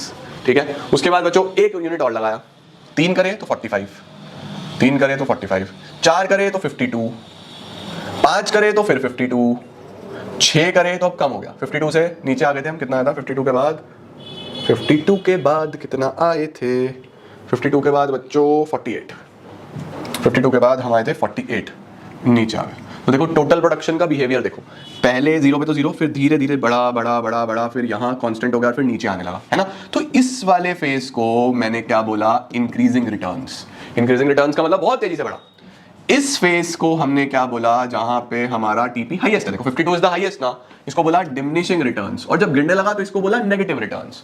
ठीक है बच्चों, अब ये तो टीपी हो गया, अब आओ एमपी भी बना लेते हैं हाथों हाथ। एमपी क्या है भैया, एमपी यहाँ पे तो सेम है, यहाँ तक तो सेम है, यहाँ से शुरू होगा 1 पे 10 है, 1 यूनिट और बढ़ाया तो यहाँ एडिशनल कितना हुआ, एडिशनल हुआ सर 20 यूनिट्स, 10 से 30 हुआ था ना, 10 से 30 हुआ तो एडिशनल 20 यूनिट्स हुए, 2 पे 20। ठीक है, उसके बाद 30 से 45 हुआ, यानी 15 का, 15 का मतलब ये थोड़ा सा फॉल होने लगा, नीचे की तरफ आने लगा। 15 के बाद फिर 7, 45 से 52, उसके बाद फिर 0, और उसके बाद तो फिर नेगेटिव में ही चला गया। तो एमपी का बिहेवियर कैसा है, एमपी कुछ यहां से चलेगा इस तरीके से और ऐसे चला जाएगा, राइट। तो टोटल प्रोडक्ट तो ऐसे चल रहा है, मार्जिनल प्रोडक्ट ऐसे चल रहा है, देखो, है ना, कि शुरू में एडिशन बहुत तेजी से हुआ, फिर टोटल तो बढ़ रहा था लेकिन एडिशन कम होने लगा, नीचे की तरफ आने लगा और फिर नीचे चला गया। ठीक है, सबसे इंपॉर्टेंट जो पॉइंट होता है ना बच्चों, वो ये होता है, देखो जहां पे टीपी मैक्सिमम होता है और एमपी 0 होता है, तो हम इसको 3 फेसेस में ले जाते हैं, first phase, second phase, third phase. तो एग्जाम में आपको ये तीनों फेज डिफाइन करने होते हैं। फर्स्ट फेज में आप क्या बोलते हो, फर्स्ट फेज में आप बोलते हो यहाँ पे फर्स्ट फेज में कि टीपी और एमपी बोथ इंक्रीजिंग, दोनों बहुत तेजी से बढ़ रहे होते हैं। सेकंड फेज में हम बोलते हैं TP increases at diminishing rate and MP starts falling, MP गिरने लगता है। फिर हम क्या बोलते हैं, TP at its maximum and MP at its zero. When TP एक नंबर में भी आता है, ये टीपी मैक्सिमम होता है तो एमपी क्या होता है, तो बोलूंगा टीपी मैक्सिमम तो एमपी जीरो। उसके बाद थर्ड फेज में क्या होगा, टीपी स्टार्ट्स फॉलिंग, टीपी बच्चों गिरने लगेगा और MP becomes negative, MP negative हो जाएगा। तो बेसिकली ये बिहेवियर है, ये बिहेवियर दिखा रहा है टोटल प्रोडक्शन का और मार्जिनल प्रोडक्शन का या प्रोडक्ट का। ठीक है, इसका भी स्क्रीनशॉट लो। डन। आपको प्रोडक्शन यहां तक बढ़ानी है, ध्यान रखना, यहां तक सेकंड फेज तक। जब तक बढ़ रही है बढ़ाओ ना, 52 तक जाओ, यहां मत रुक जाना। यहीं रुकोगे तो अपनी लिमिट को रोक लोगे, पोटेंशियल को रोक लोगे। बढ़ने दो, प्रोडक्शन यहां तक बढ़ाओ। ठीक है, ओके चलो सर। देखो आगे क्या लिखा हुआ है, ये मैं आपको सारा करा चुका हूं। एक पॉइंट ऑफ इन्फ्लेक्शन ध्यान रखना बस। ये पॉइंट ऑफ इन्फ्लेक्शन क्या है, जब टीपी का बिहेवियर चेंज हो जाता है। ठीक है, टीपी का बिहेवियर चेंज होता है, इसको पॉइंट ऑफ इन्फ्लेक्शन बोलते हैं। जब टीपी इंक्रीजिंग रिटर्न से डिमिनिशिंग रिटर्न्स की तरफ जाता है, जाना चाहिए था ऊपर की तरफ, लेकिन यहां से बिहेवियर चेंज हो गया, तो इसको बोलते हैं पॉइंट ऑफ इन्फ्लेक्शन। ठीक है, चलो फेसेस देखो। फेस लिखा हुआ है फेस 1। उससे पहले भी ये बोल रहा है कि एक जो रेशनल प्रोड्यूसर होगा वो हमेशा चाहेगा कि मैं फेस 2 तक जाऊं। फेस 2 तक क्यों, ताकि वो अपने मैक्सिमम पोटेंशियल तक प्रोडक्शन कर पाए। ठीक है, अब आगे देखो लिखा हुआ है इन फेस 1। फेस 1 में क्या होने वाला है, फेस 1 में क्या होगा, employment of every additional unit gives more and more output. जैसे जैसे आप वेरिएबल फैक्टर बढ़ाओगे तो तेजी से आउटपुट बढ़ने लगेगा और मार्जिनल प्रोडक्ट भी बढ़ रहा होता है। इसका मतलब ज्यादा प्रॉफिट का स्कोप होता है। सही है, परफेक्ट है। और उसके बाद आगे क्या होता है हमारे पास, फेस 2 में क्या होता है, फेस 2 में क्या चलता है बच्चों, फेस 2 में अगर आप बढ़ा रहे होते हो एवरी एडिशनल यूनिट, उससे मार्जिनल प्रोडक्ट गिर रहा होता है। टोटल प्रोडक्ट तो बढ़ रहा होता है लेकिन मार्जिनल प्रोडक्ट गिर रहा होता है ना। तो जैसे मैंने आपको पीछे लिखवाया अपने वाले कर्व में, ये कहां गया, ये आप ऐसा लिखना कि फेस 1 में ये है TP and MP both increases. उसके बाद फेस 2 में ये है TP increase at diminishing rate, MP starts falling. Face 3 में ये है TP starts falling and MP becomes negative. ये आपको ध्यान रखना है। ठीक है, मतलब ये जो पीछे लिखा हुआ है ना, ये थोड़ा सा बुकिश लिखा हुआ है, लेकिन जो मैंने आपको लिखवाया आप वो सिंपल लैंग्वेज में लिखोगे, पूरे नंबर मिलेंगे, टेंशन मत लेना। ठीक है, चलो फेज 1 हो गया, फेज 2 भी आपको मैंने बता दिया। Phase 3, in phase 3 MP of each variable factor is negative. Third phase में जो एमपी नेगेटिव हो जाता है तो इसको हम रूल आउट कर देते हैं। हम लोग बोलते हैं भैया फेज 2 तक ही जाएंगे, क्योंकि फेज 1 में बहुत अच्छा रिटर्न आ रहा है, फेज 2 में रिटर्न कम आ रहा है बट स्टिल रिटर्न आ रहा है, राइट। और थर्ड फेज में तो रिटर्न आ ही नहीं रहा, तो वो बेकार है। ठीक है, चलो भाई रीजंस देखो बच्चों। फेज 1 में सब कुछ इतना बढ़िया क्यों हो रहा था, बताओ। मैंने आपको रीजंस बता दिया ऑलरेडी। फेज 1 में सब कुछ इतना बढ़िया क्यों हो रहा था, बता दो। फेज 1 में सब कुछ इतना अच्छा इसलिए हो रहा था क्योंकि कॉम्बिनेशन बहुत अच्छा बन गया था, राइट। बेटर यूटिलाइजेशन हो रहा था फिक्स फैक्टर का और बेटर एफिशिएंसी आ रही थी वेरिएबल फैक्टर की। भाई मशीन वगैरह अच्छे तरीके से यूटिलाइज हो पा रही थी और वेरिएबल फैक्टर भी बहुत अच्छे तरीके से काम कर पा रहा था। तो देखो लिखा हुआ है इन द फर्स्ट फेज जो सप्लाई ऑफ फिक्स फैक्टर जैसे लैंड वो बहुत ज्यादा है। पहले फेज में जमीन बहुत ज्यादा है और लेबर बहुत कम है, where variable factors are very few. तो फिक्स फैक्टर फुली यूटिलाइज नहीं होता। जब वेरिएबल फैक्टर बढ़ाते हैं, ज्यादा लेबर आती है, 1 से 2, 2 से 3, तो बेटर यूटिलाइजेशन होता है बच्चों, राइट। तो when variable factor are increase and combined with fixed factor, former is utilised in a more efficient manner. ठीक हो गया बच्चों। इसके बाद दूसरा पॉइंट क्या लिखा हुआ है हमारे पास, वेरिएबल फैक्टर भी बेटर यूज होता है, फिक्स फैक्टर भी बेटर यूज होता है। और तीसरा इंडिविजिबिलिटी ऑफ फिक्स फैक्टर। इंडिविजिबिलिटी का मतलब कि इतना अच्छा कॉम्बिनेशन बन जाता है कि उन दोनों को अलग अलग अगर आप करोगे तो रिजल्ट ही नहीं आएगा, तो दोनों का एक बहुत अच्छा कॉम्बिनेशन बन जाता है। लिखा हुआ है देखो, the fix factor which are combined with variable factors are indivisible. आप उनको अलग अलग नहीं कर सकते। एक बार आपने इन्वेस्टमेंट कर दिया तो आपका आउटपुट बढ़ना ही बढ़ना है, राइट। चलो सर शुरू के 2 पॉइंट याद कर लो, इनफ है। पहले फेज में इतनी तेजी से रिटर्न क्यों आ रहा है, better utilisation of fix factor, better utilisation of variable factor. उसके बाद सेकंड फेज में क्या होता है, सेकंड फेज में लिखा है बच्चों सबसे पहला नंबर 1, यहां पे आप ऑप्टिमम कॉम्बिनेशन पे पहुंच चुके हो। ऑप्टिमम कॉम्बिनेशन का मतलब है आप बेस्ट कॉम्बिनेशन पे पहुंच चुके हो, इसके बाद कॉम्बिनेशन नहीं बन सकता। आप जितना वेरिएबल फैक्टर बढ़ा सकते थे आपने बढ़ा लिया, इसके बाद आप नहीं बढ़ा सकते, फंस जाओगे। तो यहां क्या बोल रहा है, among the different combinations between variable and fixed factor there is one optimum combination at which TP is maximum. TP अपनी मैक्सिमम लिमिट पे आ चुका है, इसके बाद हम और बेटर यूटिलाइजेशन नहीं कर पाएंगे। ठीक है, इसके बाद अगर आप कोशिश करोगे तो फिर वो ओवर यूटिलाइजेशन हो जाएगा, इसके बाद भी अगर कोशिश करोगे तो ओवर यूटिलाइजेशन हो जाएगा और उसके बाद फिर नेगेटिव पे आने लगेगा रिटर्न। ठीक है, और तीसरा लिखा हुआ है इम्परफेक्ट सब्स्टिट्यूट्स। इम्परफेक्ट सब्स्टिट्यूट, सबसे पहले सब्स्टिट्यूट का मतलब समझो, एक की जगह पे दूसरे को यूज करना वो सब्स्टिट्यूट है ना। अब देखो अगर फिक्स फैक्टर की जगह वेरिएबल वेरिएबल वेरिएबल बढ़ाए जा रहे हो तो आप एक तरीके से फिक्स की जगह वेरिएबल को सब्स्टिट्यूट कर रहे हो ना, है ना। आप बोल रहे हो जमीन मुझे इतनी रखनी है, मैं लेबर बढ़ाऊंगा लेबर बढ़ाऊंगा लेबर बढ़ाऊंगा। भाई कब तक, एक लिमिट है ना, एक टाइम के बाद लैंड ही बढ़ानी पड़ेगी, फिक्स फैक्टर को ही बढ़ाना पड़ेगा। तो एक पॉइंट आएगा कि अब ये इम्परफेक्ट सब्स्टिट्यूट्स बन चुके हैं, अब लैंड की जगह लेबर काम नहीं करेगी, लैंड बढ़ाओ, ये फिक्स को ही बढ़ाना पड़ेगा। लेबर तुमने बहुत बढ़ा लिया, अब लैंड को यहां पे लेके आओ, फिर आउटपुट आएगा। तो जब टीपी अपना मैक्सिमम हो जाता है ना बच्चों, जिस पॉइंट पे टीपी मैक्सिमम हो जाता है, एमपी 0 हो जाता है, अब वो बन गया इम्परफेक्ट सब्स्टिट्यूट एक दूसरे के। अब नहीं चलेगा इसके बाद, अब यहां पे आके आपको क्या करना पड़ेगा, लैंड ही बढ़ानी पड़ेगी। देखो लिखा हुआ है diminishing returns to factor occurs between fixed and variable factor are imperfect substitutes of one another, there is a limit to which one can be substituted to other. समझे। और फाइनली नेगेटिव रिटर्न्स क्यों आते हैं, ये आपको मैंने बता ही दिया। फिक्स फैक्टर कम पड़ जाता है, लिमिटेशन है फिक्स फैक्टर की, पुअर कोऑर्डिनेशन बन जाता है, वेरिएबल फिक्स में कोऑर्डिनेशन डेड हो चुका है, कुछ नहीं हो सकता, और एफिशिएंसी भी वेरिएबल की खराब हो जाएगी, फालतू बैठ के टाइम पास करेगी लेबर, कोई प्रोडक्शन नहीं करेगी, समझे। तो ये पूरा बच्चों इसका भी स्क्रीनशॉट ले लो। ये हमारे पास लॉ ऑफ वेरिएबल प्रोपोर्शन हम इसको बोल देते हैं, जिसके अंदर आपको तीनों फेसेस बताने हैं, टीपी और एमपी का बिहेवियर बताना है, उनके रीजंस बताने हैं, 6 नंबर पूरे, ठीक है। अब आता है बच्चों हमारे पास law of diminishing returns. Law of diminishing returns कुछ भी नहीं है, सिर्फ एमपी का बिहेवियर बताना है कि जैसे जैसे आप एक पॉइंट के बाद वेरिएबल फैक्टर बढ़ाते रहोगे तो आपका जो मार्जिनल प्रोडक्ट है वो गिरता चला जाएगा, बस सिर्फ एमपी के लिए हम डिमिनिशिंग रिटर्न्स बोलते हैं। Law of diminishing returns states that when more and more units of variable factors are employed with fixed factor then MP must fall, यानी कि जो मार्जिनल प्रोडक्ट है वो आपका गिरेगा ही गिरेगा, आप हमेशा एमपी को बढ़ा नहीं सकते। ये कौन सा लॉ बोलता है? Law of diminishing returns. It means that marginal return diminish, यानी मार्जिनल रिटर्न एडिशनल रिटर्न गिरेगी when proportion between variable and fixed factor increases. This law is also known as law of diminishing marginal product. देखो variable factor बढ़ता जा रहा है, total product भले ही बढ़ रहा हो लेकिन मार्जिनल तो गिरता चला जाएगा, यानी एडिशन जो एक्स्ट्रा है ना वो तो कम होता ही चला जाएगा, राइट। बहुत इंपॉर्टेंट नहीं है, बस सिंपल सा है, आपको पता होना चाहिए। लास्ट टॉपिक आता है रिलेशनशिप बिटवीन टीपी एमपी। ये मैंने आपको ऑलरेडी पूरा पढ़ा दिया, टीपी एमपी का रिलेशनशिप पीछे पढ़ लिया। जब तक टीपी बढ़ेगा इंक्रीजिंग रेट से एमपी भी बढ़ेगा, जब टीपी बढ़ेगा डिमिनिशिंग रेट से एमपी गिरेगा, टीपी मैक्सिमम हो जाएगा तो एमपी जीरो हो जाएगा, टीपी गिरेगा तो एमपी नेगेटिव हो जाएगा। पीछे पड़ गया है लॉ ऑफ वेरिएबल प्रोपोर्शन में, सेम वही लिख के आना है आपको, relationship between TP MP, table भी वही बनानी है सेम, ठीक है। लास्ट आता है बच्चों relationship between AP and MP. AP and MP में मैं आपको बस एक चीज बोलूंगा कि दिमाग में रखना, ए का मतलब असिस्टेंट, एम का मतलब मास्टर। एक मेमोरी टेक्निक, छोटी सी ट्रिक बता रहा हूं, कभी गलत नहीं होगी, कॉस्ट में भी हेल्प करेगी ये। असिस्टेंट और मास्टर, ए मतलब असिस्टेंट, एम मतलब मास्टर। असिस्टेंट हमेशा मास्टर के पीछे पीछे चलेगा बच्चों, तो मास्टर जब ऊपर की तरफ जाएगा तो असिस्टेंट भी ऊपर की तरफ जाएगा, मास्टर नीचे की तरफ तो असिस्टेंट भी नीचे की तरफ। तो ये तो तुम्हारे लिए एक ट्रिक है छोटी सी, ठीक है। इसका में देखो, मास्टर ऊपर की तरफ तो असिस्टेंट भी ऊपर की तरफ, ये नीचे की तरफ तो ये भी नीचे की तरफ, ये तो ट्रिक है। अब इनका बिहेवियर समझ लो, सिंपल समझने की कोशिश करना। देखो बच्चों, आप फिक्स फैक्टर फिर से फिक्स है, वेरिएबल फैक्टर बढ़ रहे हैं। वेरिएबल फैक्टर बढ़ने से आपने क्या सीखा था कि मार्जिनल प्रोडक्ट शुरू में तो बढ़ेगा फिर गिरता चला जाएगा, तो वही हुआ, मार्जिनल प्रोडक्ट शुरू में बढ़ा उसके बाद गिरता चला गया, नेगेटिव तक जाएगा। मार्जिनल प्रोडक्ट शुरू में बढ़ा 10 20 फिर गिरता चला गया, फिर नेगेटिव तक चला गया। अब जब मार्जिनल प्रोडक्ट गिरने लगता है ना बच्चों, इसका मतलब क्या है? इसका मतलब ये है कि एडिशन जो होना था ना टोटल में वो उतना नहीं हो रहा। हाँ एडिशन हो रहा है बट उतना नहीं हो रहा। अगर उतना एडिशन नहीं हो रहा इसका मतलब लेबर भी उतना प्रोडक्शन नहीं कर पा रही, तो क्या पर यूनिट आउटपुट भी कम होने लगेगा? पर यूनिट आउटपुट भी कम होने लगेगा या नहीं होने लगेगा? सीधी सीधी सी बात है भैया, अगर विराट कोहली अगले मैचेस में रन कम बनाता है तो उसका एवरेज भी कम होने लगता है ना, रन ज्यादा बनाता है तो एवरेज भी ज्यादा होने लगता है। अभी समझा? थोड़ा सा अभी एकदम क्लिक करा होगा कि अगर विराट कोहली अगले मैचेस में रन ज्यादा बनाए तो उसका एवरेज भी बढ़ता चला जाएगा, और एडिशन अगर कम करता रहे, रन कम होते रहे, जल्दी जल्दी आउट होता रहे तो एवरेज भी कम होता चला जाएगा। तो सीधी सी वही बात है, जब मार्जिनल बढ़ रहा होता है तो एवरेज भी बढ़ रहा होता है, मार्जिनल गिरेगा एवरेज भी गिरेगा, उसको भी लेके डूबेगा। वही है देखो, मार्जिनल 10 20 15 7 0 -4, पूरे चैप्टर में यही टेबल यूज हुआ है।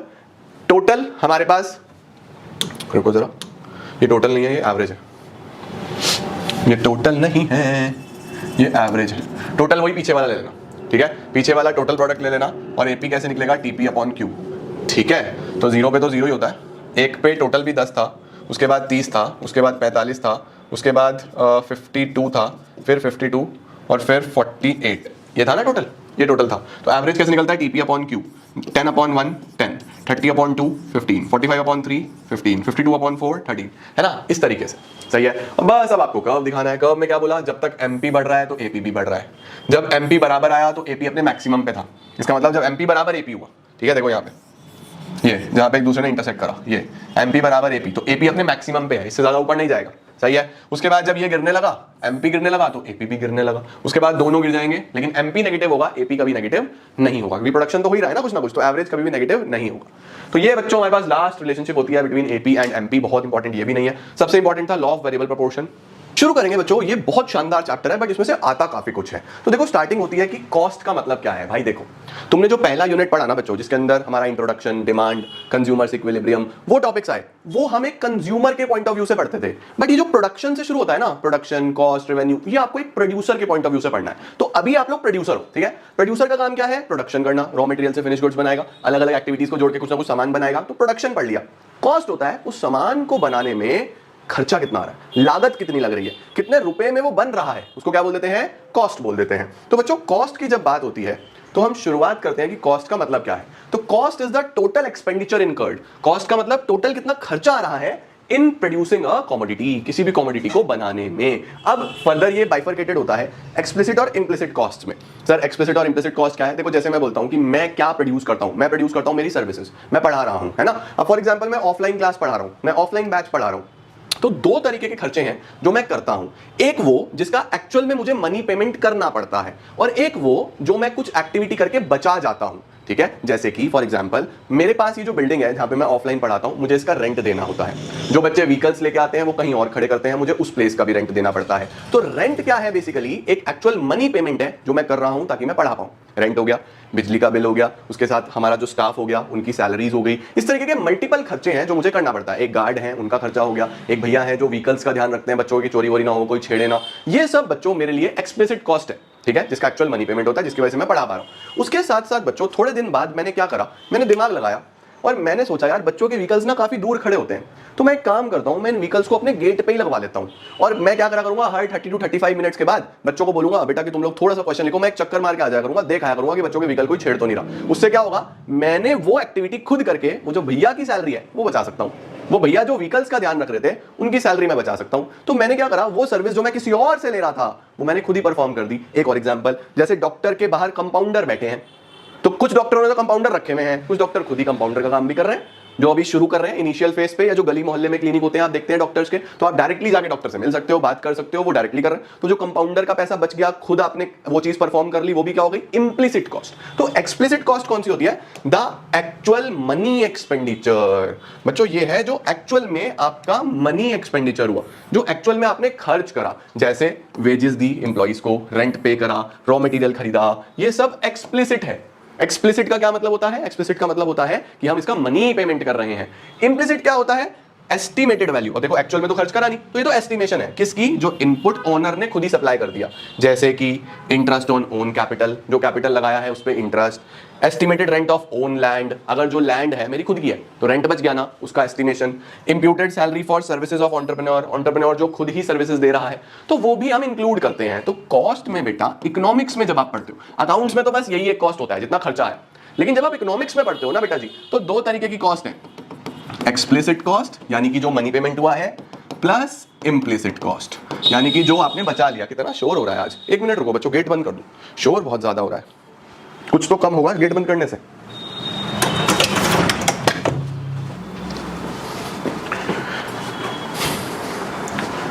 एक तो हम लोग बच्चों ऑन रोड, हमारा ऑफिस है ना, तो शोर बहुत आता है। कॉस्ट क्या है? एक्सप्लिसिट प्लस इम्प्लिसिट दोनों को जोड़ दो। तो cost in economics include actual expenditure as well as the imputed value. Imputed का मतलब एस्टिमेटेड वैल्यू जो सर्विसेज खुद ऑनर ने दे दी। ठीक है, चलो सर, डन है जी। एक्सप्लिसिट इम्प्लिसिट का एक डिफरेंस दिया हुआ है। एक्सप्लिसिट कौन सा होता है? Payment made to outsiders for hiring their services. Implicit होता है cost of self supplied factors, जो हमने खुद ही सप्लाई कर दिया। इसके बाद मनी पेमेंट, एक्सप्लिसिट में एक्चुअल मनी पेमेंट होता है, इसमें इंप्यूटेड वैल्यू यानी एस्टिमेटेड वैल्यू हम कंसीडर करके चलते हैं। इसके बाद बच्चों example, payment of wages, rent, insurance, premium, ये सब एक्सप्लिसिट के एग्जांपल्स हैं। इम्प्लिसिट में अपनी खुद की कैपिटल पे इंटरेस्ट, अपनी खुद की जमीन का रेंट, ये सब इम्प्लिसिट में आ जाता है। तो जब भी आप इकोनॉमिक्स में कॉस्ट कैलकुलेट करोगे, तो एक तो वो कॉस्ट लेना जो कि आप एक्चुअल में पे कर रहे हो, और एक वो लेना जो आपका खुद का सामान है। ना होता तो कोई और भी तो उस चीज को पे कर ही रहा होता ना। अगर मेरे पास लैंड अपनी है तो मैं रेंट बचा पा रहा हूं ना, अदरवाइज मैं रेंट दे रहा होता कहीं ना कहीं। तो ये भी कंसीडर करनी है कॉस्ट में। ठीक है बेटा, चलो सर। अब सर कॉस्ट फंक्शन क्या होता है? कॉस्ट फंक्शन बहुत सिंपल है। जैसे प्रोडक्शन फंक्शन आया था, इनपुट से कितना आउटपुट जनरेट हो रहा है, वैसे ही कॉस्ट फंक्शन है। It is the relationship between कितना आउटपुट जनरेट हुआ और उसको बनाने में कितना खर्चा आया। कि जैसे अगर मैं ये शर्ट बना रहा हूं, तो इस शर्ट को बनाने में कितना खर्चा आया और उसके रिलेशन में कितनी शर्ट्स बनी, उसको कॉस्ट फंक्शन बोलेंगे। Cost function is the relation between cost and output. ठीक है, it refers to relationship between cost and output, और इसको इस तरीके से दिखा देते हैं। परफेक्ट, सही है। C stands for cost, F is for functional relationship, Q is for quantity. Perfect sir. अब आ रहा है सर अपॉर्चुनिटी कॉस्ट। ये तो बच्चों हमने चैप्टर नंबर 1 में भी पढ़ा था। हर अच्छी चीज पाने के लिए कोई ना कोई चीज आप सेक्रीफाइस करते हो, राइट। मुझे अगर यूट्यूब पे पढ़ाना है तो मैंने अपनी स्कूल की जो जॉब थी वो सेक्रीफाइस करी, क्योंकि मुझे टाइम चाहिए था। तो मैंने कहा यार अब मैं स्कूल में नहीं पढ़ाऊंगा, यूट्यूब पे पढ़ाऊंगा, ये एक बेटर ऑप्शन है, इसमें मैं ज्यादा दूर तक बच्चों को पढ़ा सकता हूं। तो हर चीज कुछ ना कुछ पाने के लिए आप कुछ ना कुछ छोड़ते हो, राइट। अब कई बार आप बहुत सारी जॉब्स आपके सामने होती हैं, लोगे तो एक ही ना, तो जो आपने छोड़ दी वो अपॉर्चुनिटी कॉस्ट में आ जाएगी। तो क्या है opportunity cost? It is the cost of next best alternative foregone. ये वो कॉस्ट है जो अगला बेस्ट ऑल्टरनेटिव आपने छोड़ दिया। It is the cost of next best alternative foregone, इसको अपॉर्चुनिटी कॉस्ट बोल देते हैं। अब हमारे पास बच्चों शॉर्ट रन में दो प्रकार की कॉस्ट होती हैं, कुछ फिक्स्ड होती हैं, कुछ वेरिएबल हो जाती हैं। आ जाओ मैं आपको शॉर्ट रन कॉस्ट के बारे में थोड़ा सा बता दूं। हमारे पास हैं शॉर्ट रन कॉस्ट्स। तो शॉर्ट रन कॉस्ट्स कौन कौन सी होती हैं? कुछ होती हैं फिक्स्ड कॉस्ट्स, कुछ होती हैं variable costs. Fixed cost and variable cost. Sir fixed cost कौन सी होती है? फिक्स्ड होती है बच्चों जो आउटपुट के साथ चेंज नहीं होती, जो आउटपुट के साथ बिल्कुल सेम रहती है। जैसे इस बिल्डिंग में मैं चाहे एक बच्चा पढ़ाऊं, चाहे 2 पढ़ाऊं, चाहे 20 पढ़ाऊं, चाहे 50 पढ़ाऊं, रेंट मुझे इसका फिक्स्ड देना है, उसको मैं क्या बोल देता हूं? Fixed cost. उसको मैं क्या बोलता हूं बच्चों? Fixed cost. बट जो इलेक्ट्रिसिटी है, अगर मैं ज्यादा यूज करूंगा, 4 घंटे 5 घंटे 6 घंटे रोज पढ़ाऊंगा तो उस हिसाब से बिल आएगा, मैं 2 घंटे रोज पढ़ाऊंगा तो उस हिसाब से बिल आएगा। यानी ये आउटपुट के साथ वेरी करती है, इसको क्या बोल देते हैं हम? Variable cost, right. तो जो कॉस्ट बच्चों आउटपुट से उसको कोई लेना देना ही नहीं है, वो फिक्स्ड है, उसको बोलते हैं फिक्स्ड कॉस्ट। जो आउटपुट के हिसाब से चेंज होगा वो वेरिएबल है। अब जैसे फॉर एग्जांपल फ्यूल, आप सोचो जितनी गाड़ी चलाओगे उतना तेल लगेगा, कम चलाओगे कम, ज्यादा लगाओगे ज्यादा, वेरिएबल हो गया। सीधी सीधी बात है या नहीं है? वहीं पे रेंट हो गया और इस तरीके की चीजें जो बिल्कुल फिक्स्ड, आपको एक ही बारी में फिक्स रखनी है, वो पे करनी ही करनी है, राइट, वो सारी फिक्स्ड कॉस्ट में आ जाती है। आ जाओ चेक करते हैं क्या लिखा है। देखो लिखा है शॉर्ट रन में there are some factors which are fixed while other are variable. इसी तरीके से कॉस्ट भी 2 तरीके की होती है, फिक्स्ड कॉस्ट और वेरिएबल कॉस्ट। अगर मैं प्रोडक्शन करते टाइम फिक्स्ड और वेरिएबल को जोड़ दूं तो उसको हम टोटल कॉस्ट बोल देते हैं। इसका मतलब total cost is the sum total of fixed cost और वेरिएबल कॉस्ट, ऐसा भी बोल सकते हैं, राइट। चलो सर आ जाओ, अब मैं थोड़ा सा आपको पढ़ाना चालू करता हूं। देखो बच्चों, सबसे पहले कॉस्ट्स में 3 प्रकार की कॉस्ट ले लो। पहले तो आप ये समझ गए कि कॉस्ट में अगर आपको टोटल कॉस्ट निकालनी है तो आपको फिक्स्ड कॉस्ट और वेरिएबल कॉस्ट को जोड़ना पड़ेगा, राइट। अब एक चीज और है, कॉस्ट में भी हमारे पास एक होगी टोटल कॉस्ट, एक होगी एवरेज कॉस्ट और एक होगी मार्जिनल कॉस्ट। एक होगी बच्चों टोटल कॉस्ट, एक होगी एवरेज कॉस्ट, एक होगी मार्जिनल कॉस्ट। जैसे यूटिलिटी में पढ़ा था, total utility, average utility, marginal utility. Production में पढ़ा total product, average product, marginal product. Cost में आ रहा है total cost, average cost, marginal cost. Sir total cost क्या होगा? टोटल कॉस्ट होगा बच्चों किसी भी सामान को बनाने में जो टोटल खर्चा आया, which includes fixed cost plus variable cost, उसको मैं टोटल कॉस्ट बोलूंगा। एवरेज कॉस्ट क्या होगा सर? एवरेज कॉस्ट होगा बच्चों पर यूनिट कॉस्ट ऑफ प्रोडक्शन, कि अगर 10 यूनिट बनाने में 100 रुपए का खर्चा आया तो एक में कितना? 10, इसको बोल दूंगा एवरेज कॉस्ट। एवरेज कॉस्ट का सीधा सीधा फॉर्मूला होता है टोटल कॉस्ट अपॉन क्वांटिटी। और मार्जिनल क्या है? वही एडिशनल कितना खर्चा आ रहा है, एडिशनल कॉस्ट कितना है, कि अगर 10 यूनिट 100 में बन रहे हैं, 11 105 में बन रहे हैं, तो एडिशनल खर्चा कितना आया? 5 रुपए का, उसको बोल देते हैं मार्जिनल कॉस्ट। मार्जिनल कॉस्ट का क्या फॉर्मूला होता है? Delta TC divided by delta Q, या फिर टीसीएन माइनस 1। नीचे वाले में से ऊपर वाला कॉस्ट माइनस कर दो तो आपके पास मार्जिनल कॉस्ट आ जाएगा। तो मार्जिनल कॉस्ट आ गया, एवरेज कॉस्ट आ गया, टोटल कॉस्ट आ गया। अब इन्हें डिटेल में पढ़ेंगे, पूरा डिटेल में पढ़ेंगे अच्छे से। पहले इसको नोट कर लो जल्दी से, पूरा डिटेल में अच्छे से पढ़ेंगे बच्चों। आ जाओ सर। आइए सर अब पढ़ना चालू करते हैं, ठीक है। सबसे पहले टोटल कॉस्ट हेडिंग डाल दो। टोटल कॉस्ट, टोटल कॉस्ट में total fix cost, total variable cost, और दोनों को जोड़ दो तो टोटल कॉस्ट बन ही जाएगा, है ना। आओ जरा आपको सबसे पहले ये दिखाता हूं। सबसे पहले आ रहा है total fixed cost. Total fixed cost का क्या मतलब होता है बच्चों? टोटल फिक्स्ड कॉस्ट का मतलब होता है कि वो खर्चा जिसमें आप कितना ही आउटपुट ऊपर नीचे कर लो वो फिक्स्ड रहेगा। जैसे देखो 0 यूनिट बना रहा हूं तब भी 12 रुपए का खर्चा आ रहा है, 1 यूनिट बनाया तो भी 12, 2 बनाया तो भी 12, 3 बनाया तो भी 12, 4 बनाया तो भी 12। कितना ही खर्चा करते रहो, कितने ही यूनिट्स बनाते रहो, एक कॉस्ट तो सेम रहने वाली है, दैट इज फिक्स्ड कॉस्ट। उसका नाम ही फिक्स्ड है। सर इसके एग्जांपल्स क्या हो सकते हैं? देखो जैसे एग्जांपल्स क्या लिखा हुआ है। सबसे पहले fixed cost refers to the cost, fixed cost refers to the cost which do not vary. Vary का मतलब है बच्चों चेंज, जो चेंज नहीं होगा with the level of output. जैसे इंटरेस्ट ऑन लोन, लोन पे आपको इंटरेस्ट देना है तो देना है, रेंट हो गया बिल्डिंग का, सैलरी हो गई परमानेंट स्टाफ की, इंश्योरेंस हो गया। ये खर्चे बच्चों करने हैं तो करने हैं, आप इनसे भाग नहीं सकते। आप ये नहीं बोल सकते मेरी तो फैक्ट्री नहीं खुली, मैं कैसे पे करूंगा, मैं तो बहुत परेशानी में हूं, मैं कैसे पे करूंगा। तो हम लोग क्या बोलते हैं बच्चों यहाँ पे, जो मेरा टोटल फिक्स कॉस्ट है, देखो टोटल फिक्स कॉस्ट में यहाँ पे मैं आउटपुट ले लेता हूँ, यहाँ पे मैं कॉस्ट ले लेता हूँ फिक्स कॉस्ट, ठीक है। आउटपुट 1 2 3 4 5 6। अब ये हम 10-10 का लेते हैं, 10 20 30 40। तो देखो फिक्स्ड क्या लिया मैंने, प्रोडक्शन करो या ना करो, 0 पे भी खर्चा 12 रुपए का, 1 पे भी खर्चा 12 का, 2 पे भी खर्चा 12, 3 पे भी खर्चा 12, 4 पे भी खर्चा 12, 5 पे भी खर्चा 12, चलता रहेगा। इसको बोलते हैं हम टोटल फिक्स्ड कॉस्ट। कि भैया प्रोडक्शन चाहे 1 यूनिट का हो, चाहे 2 यूनिट का हो, चाहे 3 का हो, चाहे 4 का हो, चाहे 5 का हो, इस कॉस्ट को फर्क नहीं पड़ता, इसको बोल देते हैं हम टोटल फिक्स्ड कॉस्ट। समझे क्या? ये बार बार चेंज नहीं होगा, फिक्स रहेगा। इसीलिए हॉरिजॉन्टल स्ट्रेट लाइन बना पैरेलल टू एक्स एक्सिस। ये कर्व एग्जाम में आएगा तो आपको बनाना आना चाहिए, ठीक हो गया बच्चों। ये होता है टोटल फिक्स्ड कॉस्ट, ठीक है। अब आपको दिखाता हूं अगला वाला कौन सा, पहले इसके बारे में पढ़ लो। Fixed cost is incurred on fixed factors, जैसे मशीन पे, लैंड पे, बिल्डिंग पे, जो चेंज नहीं होते, ठीक है जी।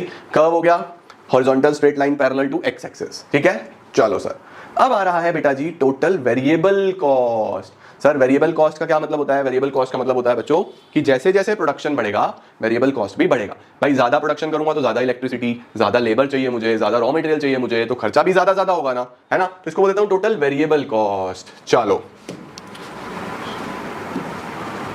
टोटल वेरिएबल कॉस्ट आओ सर।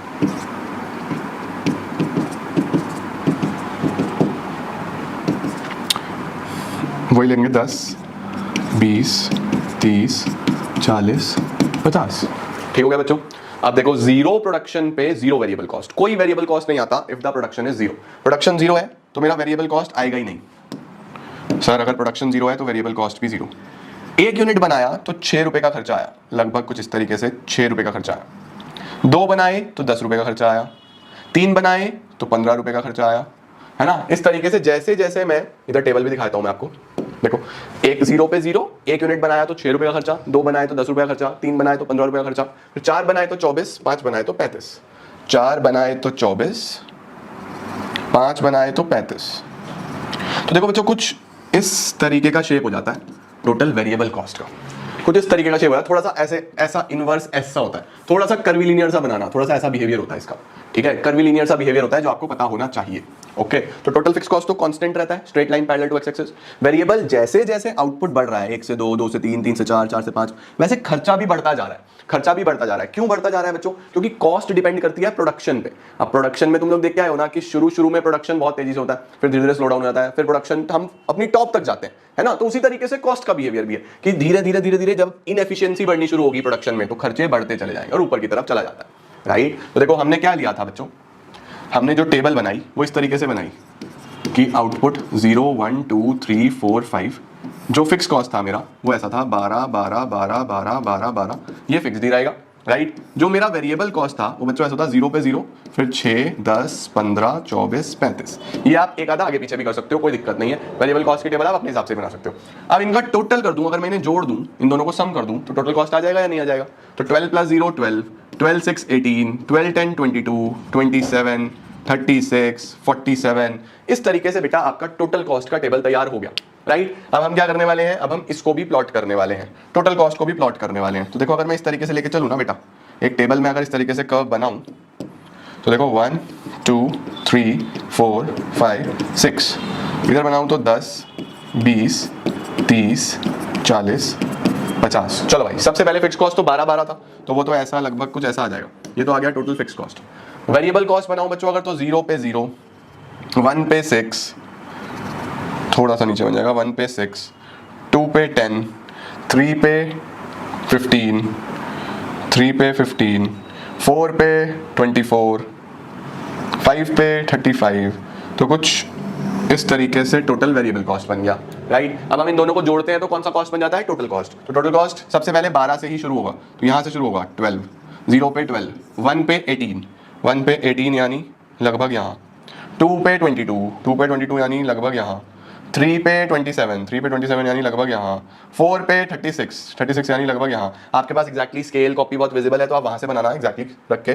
5 पे 47, 5 पे 47 यानी लगभग यहाँ, राइट। तो देखो ये भी इसी तरीके से इसके लगभग पैरेलल बन रहा है ना। तो टोटल फिक्स कॉस्ट कैसा होता है? ऐसा horizontal straight line parallel to x axis. फिर टोटल वेरिएबल कॉस्ट थोड़ा सा इस तरीके से, टोटल कॉस्ट भी इस तरीके से इसके बिल्कुल पैरेलल बनता है, सही है। तो इस तरीके से बच्चों जी 3 हमारी कॉस्ट तैयार हो जाती हैं। सबसे पहला कौन सा आया? Total fix cost. वो कुछ इस तरीके से होता है। नीचे आउटपुट, इधर फिक्स कॉस्ट लेना, इसमें नीचे आउटपुट, इधर वेरिएबल कॉस्ट लेना, इसमें नीचे आउटपुट और इधर टोटल कॉस्ट लेना, ठीक है। तो देखो इस तरीके से हमारे पास जब फिक्स कॉस्ट बनाना है तो ये वाला टेबल ले लेना, जब वेरिएबल कॉस्ट बनाना है तो फिक्स को छोड़ देना, ये वाला टोटल टेबल ले लेना, जब टोटल बनाना है तो कंप्लीट टेबल ले लेना। यहां पे बच्चों हमारी टोटल कॉस्ट कंप्लीट हो जाती हैं, राइट। देखो टोटल वेरिएबल कॉस्ट हो गई। अच्छा, टोटल वेरिएबल कॉस्ट के बारे में क्या लिखा हुआ है? TVC curve is inverse S. मैंने बोला थोड़ा इस तरीके से उल्टा एस है। क्यों? क्योंकि शुरू में थोड़ा धीरे धीरे बढ़ता है, फिर थोड़ा सा कांस्टेंट हो जाता है और फिर बहुत तेजी से बढ़ने लगता है, राइट। तो वेरिएबल कॉस्ट को हम इनवर्स एस बोलते हैं। देखो लिखा हुआ है variable cost refers to those cost which vary directly, जो आउटपुट के साथ चेंज होते हैं बच्चों। आउटपुट बढ़ेगा तो खर्चा भी बढ़ेगा, है ना, जैसे raw material, fuel, power, wages, इस तरीके की चीजें, राइट। टीवीसी का कैसा शेप होता है? टीवीसी का जो शेप होता है बच्चों वो इनवर्सली एस शेप होता है, क्योंकि ये शुरू में थोड़ा धीरे धीरे बढ़ता है और फिर बहुत तेजी से बढ़ता है। देखो लिखा हुआ है initially TVC increase at decreasing rate. जो वेरिएबल कॉस्ट है शुरू में धीरे धीरे बढ़ता है। धीरे धीरे क्यों बढ़ता है? क्योंकि अच्छा यूटिलाइजेशन हो रहा होता है, फिक्स्ड और वेरिएबल फैक्टर बढ़िया चल रहे होते हैं। उसके बाद फिर बहुत तेजी से बढ़ता है क्योंकि एफिशिएंसी खराब होती है। लास्ट चैप्टर में पढ़ा ना, एफिशिएंसी खराब हो जाती है फिक्स्ड और वेरिएबल फैक्टर्स की, ठीक है। इसका भी स्क्रीनशॉट ले लो, ये भी बहुत इंपॉर्टेंट टॉपिक है। Then how to differentiate a cost between fixed and variable, कैसे हम चेक करें कि वो फिक्स्ड है या वेरिएबल है? तो बच्चों सीधी सीधी सी बात है, जो आउटपुट के साथ चेंज नहीं हो रहा वो फिक्स्ड है, और जो आउटपुट के साथ चेंज हो रहा है वो वेरिएबल है। आप उसका नेचर देख के अंदाजा लगा सकते हो, ठीक है ना। परफेक्ट सर, इतना इंपॉर्टेंट नहीं है, बस वैसे ही है। अच्छा जी, एक डिफरेंस आ गया देखो वेरिएबल कॉस्ट और फिक्स्ड कॉस्ट में। क्या दिया हुआ है? आ जाओ। सबसे पहले मीनिंग में क्या दिया हुआ है? Variable cost are the cost which change with the level of output. Vary का मतलब जो आउटपुट के साथ चेंज होंगी। फिक्स कॉस्ट कौन सी है? Which do not change with the level of output, वो फिक्स्ड ही रहने वाली है। टाइम पीरियड, ये चेंज होती हैं, ये चेंज नहीं होती। उसके बाद जीरो आउटपुट पे अगर मैं कुछ बना ही नहीं रहा तो क्या मेरा तेल खुद ही लगता रहेगा? क्या फ्यूल खुद ही लगता रहेगा? नहीं, it is zero when output is zero. Fix cost कभी जीरो नहीं होता, सावधान India point. Fixed can never be zero. Fix cost कभी जीरो नहीं होता, इसीलिए वो कर्व में भी जीरो से शुरू नहीं हुआ बच्चों। देखा ना, फिक्स कॉस्ट का कर्व कहां से शुरू हुआ? ऊपर से, यहां से जीरो से शुरू नहीं हुआ। वेरिएबल यहां से शुरू हुआ, जीरो से शुरू हुआ, है ना। आगे फैक्टर्स ऑफ प्रोडक्शन, ये वेरिएबल फैक्टर पे खर्चा आता है, ये फिक्स फैक्टर्स पे खर्चा आता है। उसके बाद शेप कैसा होता है? इसका इनवर्स एस होता है, इसका horizontal straight line parallel to x axis. फिर एग्जांपल लिख देना, कैजुअल लेबर की वेजेस, परमानेंट स्टाफ की सैलरी, इस तरीके की चीज, ठीक है। इसका भी स्क्रीनशॉट ले लेंगे बेटा जी। Perfect sir. टोटल कॉस्ट मैं आपको ऑलरेडी बता चुका हूं। टोटल कॉस्ट क्या है? अगर हम दोनों को जोड़ दें, it is the total expenditure incurred by the firm का जितना भी टोटल खर्चा आया। सिंपली दोनों को जोड़ूं तो fix cost plus variable cost. ले लो जी, इसका भी स्क्रीनशॉट ले लो बेटा जी। Done sir. अब ये टेबल और कर्व मैं आपको ऑलरेडी दिखा चुका हूं। यही टेबल बनाया था हम लोगों ने, कर्व में यही कर्व बनाया था। देखो क्या लिखा हुआ है? TC curve is also inversely S shaped.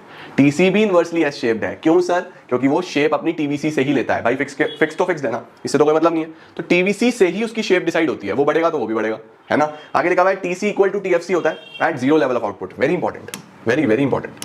बोल रहा है कि जीरो लेवल पे, देखो जीरो लेवल पे यानी इस लेवल पे टीएफसी 12 है, टीवीसी 0 है और टीसी भी 12 है। तो देखो क्या मैं बोल सकता हूं, टीएफसी और टीसी दोनों बराबर है। TC is equal to TFC at zero output.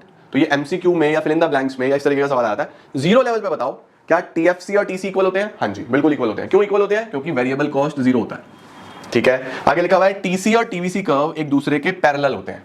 TC और टीवीसी ये दोनों एक दूसरे के पैरेलल होते हैं। नहीं, ये नहीं है, ये दोनों एक दूसरे के पैरेलल होते हैं, टीसी और टीवीसी। देखो ये देखो, ये दोनों एक दूसरे के पैरेलल हैं, इन दोनों के बीच में जो डिस्टेंस है वो सेम है। ऐसा क्यों सर? टीसी और टीवीसी एक दूसरे के पैरेलल क्यों है? Why are they parallel? ये पैरेलल इसलिए है बच्चों क्योंकि टीसी और टीवीसी के बीच का डिस्टेंस हमेशा फिक्स्ड कॉस्ट को रिप्रेजेंट करता है। इन दोनों के बीच में हमेशा फिक्स्ड कॉस्ट है और वो हमेशा सेम है। देखो 12 12 12 12, इनका डिफरेंस करो। 12 minus 0 12, 18 minus 6 12, 22 minus 10 12, 27 minus 15 12, 36 minus 24 12, 47 minus 35 12। तो बच्चों ये 12 12 12 12 फिक्स्ड ही रहता है, राइट। ये चेंज नहीं होता, इसलिए दोनों हमेशा पैरेलल रहते हैं। क्या बात है सर, बहुत बढ़िया, बहुत बहुत बढ़िया। यही इनके रिलेशनशिप में भी हम लिख देते हैं। तो अगर एग्जाम में इनका रिलेशनशिप आए तो मैं आपको बता भी देता हूं कि रिलेशनशिप कैसे लिखनी है। एग्जाम में आपको अगर रिलेशनशिप आ जाए, अगर एग्जाम में आए relationship between TC, TVC and TFC, तो सबसे पहले बच्चों कर्व बनाओगे फ्री हैंड, टेबल की जरूरत नहीं है। अपनी कॉपी में इस तरफ राइट साइड में कर्व बना देना। इसको बोलना टीएफसी, इसको बोलना टीवीसी और इसको बोलना टीसी। बिल्कुल ऐसे फ्री हैंड बना देना, कोई दिक्कत नहीं है। ये आउटपुट हो गया, ये टीसी, टीएफसी और टीवीसी हो गया। अब जब भी आपको रिलेशनशिप लिखना होता है तो नंबर 1 सबसे पहले शेप के बारे में डिफाइन करा करो। शेप से भी पहले ये लिखो, output is taken on X axis, cost are taken on Y axis. सबसे पहले पॉइंट पे तो ये दिखाओ टीचर को कि आपने कहां पे कौन सी चीज ली है, ये सबसे इंपॉर्टेंट। आउटपुट एक्स पे लिया, कॉस्ट वाई पे लिया। 2 नंबर पे क्या बताओ? शेप बताओ। तीनों कर्व की शेप बताओ कि सर टीएफसी कैसा है? Horizontal straight line parallel to x axis.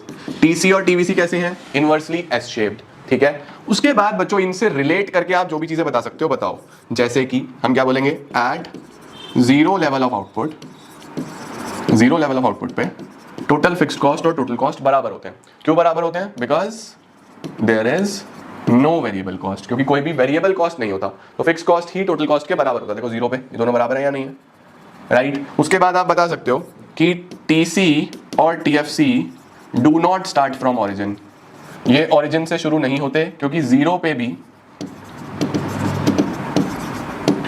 भी इनकी वैल्यू रहती है, राइट। फिर आप बता सकते हो इन दोनों के बीच का डिस्टेंस हमेशा पैरेलल रहता है क्योंकि इसके बीच में टीएफसी होता है जो हमेशा सेम रहता है, ये बता सकते हो, राइट। इस तरीके से आप बता सकते हो कि टीसी और टीएफसी के बीच का डिस्टेंस बढ़ता रहता है।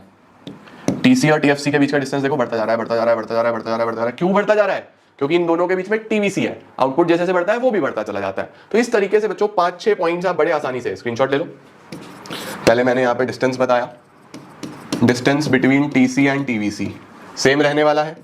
फिर डिस्टेंस बिटवीन वीडियो स्टॉप हो गया था बच्चों, बैटरी डाउन हो गया था कैमरा का, तो मैं बता रहा था distance between TC and TFC आप बता सकते हो। तो 6 पॉइंटर्स बन गए रिलेशनशिप्स के। रिलेशनशिप जरूर आएंगे एग्जाम में, इस तरीके से लिखने हैं, ठीक है। स्क्रीनशॉट ले लो, सारे के सारे पढ़वा भी देता हूं। बहुत बच्चे परेशान होते हैं कि सर ये बहुत मुश्किल है, कुछ भी नहीं बच्चों आपके सामने। स्क्रीनशॉट ले लिया क्या? डन। आओ अब दिखाऊंगा आपको, देखो देखो क्या लिखा है। सबसे पहले TFC is a horizontal straight line parallel to x axis, बहुत बढ़िया। TC and TVC are inversely S shaped, क्योंकि पहले धीरे धीरे बढ़ते हैं डिमिनिशिंग रेट से, फिर इंक्रीजिंग रेट से बढ़ते हैं। जीरो आउटपुट पे TC और TFC बराबर होता है क्योंकि वेरिएबल कॉस्ट नहीं होता। वर्टिकल डिस्टेंस बिटवीन TFC और TC के बीच का जो डिस्टेंस है वो बढ़ता रहता है क्योंकि उनके बीच में TVC होता है, वो बढ़ता रहता है। और TC और TVC हमेशा पैरेलल होते हैं क्योंकि उनके बीच में TFC होता है, वो सेम रहते हैं बच्चों। वही चीज को बढ़िया तरीके से बड़ा बड़ा करके लिख दिया, समझे। इस तरीके से आप पूरे रिलेशनशिप्स लिख सकते हो और टोटल कॉस्ट हमारा समाप्त हो जाता है। स्क्रीनशॉट लो जल्दी से। देखो सर ये हो गया, ये हो गया। कॉस्ट में हमने ये पढ़ा दिया आपको, ये पढ़ा दिया आपको, ये पढ़ा दिया आपको, यानी कि ये जो टोटल कॉस्ट में टोटल वेरिएबल कॉस्ट है, टोटल फिक्स कॉस्ट है और टोटल कॉस्ट है, ये डन हो गया। अगली क्लास में बच्चों मैं आपको एवरेज कॉस्ट पढ़ाता हूं, यानी कि average fix cost, average variable cost, average total cost, और उसके साथ साथ मार्जिनल कॉस्ट पढ़ाता हूं। मार्जिनल में एक ही है, मार्जिनल में एक ही है, ठीक है। समाप्त, चैप्टर खत्म हो जाएगा। टोटल कॉस्ट याद है, ये पूरा का पूरा रिवीजन ले लो एक बार। Fix cost horizontal straight line parallel to x axis, variable cost inverse S shaped. उसके बाद इन तीनों को एक साथ इस तरीके से बनाया जाता है। चलो रिलेशनशिप्स देख ली हमने। अब आ गए हैं हम लोग बच्चों जी एवरेज कॉस्ट्स के ऊपर। सर ये एवरेज कॉस्ट क्या होती हैं? एवरेज कॉस्ट होते हैं बेटा पर यूनिट कॉस्ट ऑफ आउटपुट, कि पर यूनिट कॉस्ट कितना आ रहा है ना। जैसे कि फॉर एग्जांपल हमने 3 चीजें देखी पीछे, total fix cost, total variable cost और टोटल कॉस्ट। अब टोटल फिक्स कॉस्ट में एवरेज फिक्स कॉस्ट कितना, टोटल वेरिएबल कॉस्ट में एवरेज वेरिएबल कॉस्ट कितना, टोटल कॉस्ट में एवरेज कॉस्ट कितना, ठीक है। तो एवरेज फिक्स कॉस्ट कैसे निकलेगा? TFC upon Q। ABC कैसे निकलेगा? TVC upon Q। AC कैसे निकलेगा? TC upon Q। Total cost upon quantity, या फिर AFC प्लस ABC कर दो। ये फॉर्मूलाज भी आपको पता होने चाहिए बेटा जी, है ना। एवरेज का मतलब ही क्या है? पर यूनिट। जैसे per unit utility, per unit product पिछले वाले चैप्टर्स में पढ़ा ना, ऐसे ही पर यूनिट कॉस्ट का मतलब है टोटल डिवाइड बाय क्वांटिटी। आ जाओ 1 बाय 1 समझाता हूं। अब पहले ये पढ़ेंगे, फिर ये पढ़ेंगे, फिर ये पढ़ेंगे, ठीक है। स्क्रीनशॉट लो। चलो सर शुरुआत करते हैं बेटा एवरेज फिक्स कॉस्ट के साथ। सर ये एवरेज फिक्स कॉस्ट क्या होता है? What is this average fix cost? Average fix cost is the per unit fixed cost of production. देखो हमने पीछे क्या पढ़ा था बच्चों? हमने पीछे पढ़ा था आउटपुट 0 1 2 3 4 5। आउटपुट कितना भी हो, जो फिक्स कॉस्ट रहेगा वो 12 12 12 रहने वाला है, तभी इसको फिक्स्ड बोलते हैं, है ना। अब अगर मुझे इसका एवरेज फिक्स कॉस्ट निकालना हो, तो टोटल था, तो एवरेज कैसे निकलेगा? TFC upon Q, 12 upon 0। अब बताओ something upon 0 is undefined, dash लगा देता हूं। 0 अपॉन समथिंग इज 0, ये 0 नहीं है। Something upon 0 is undefined, dash लगा दिया।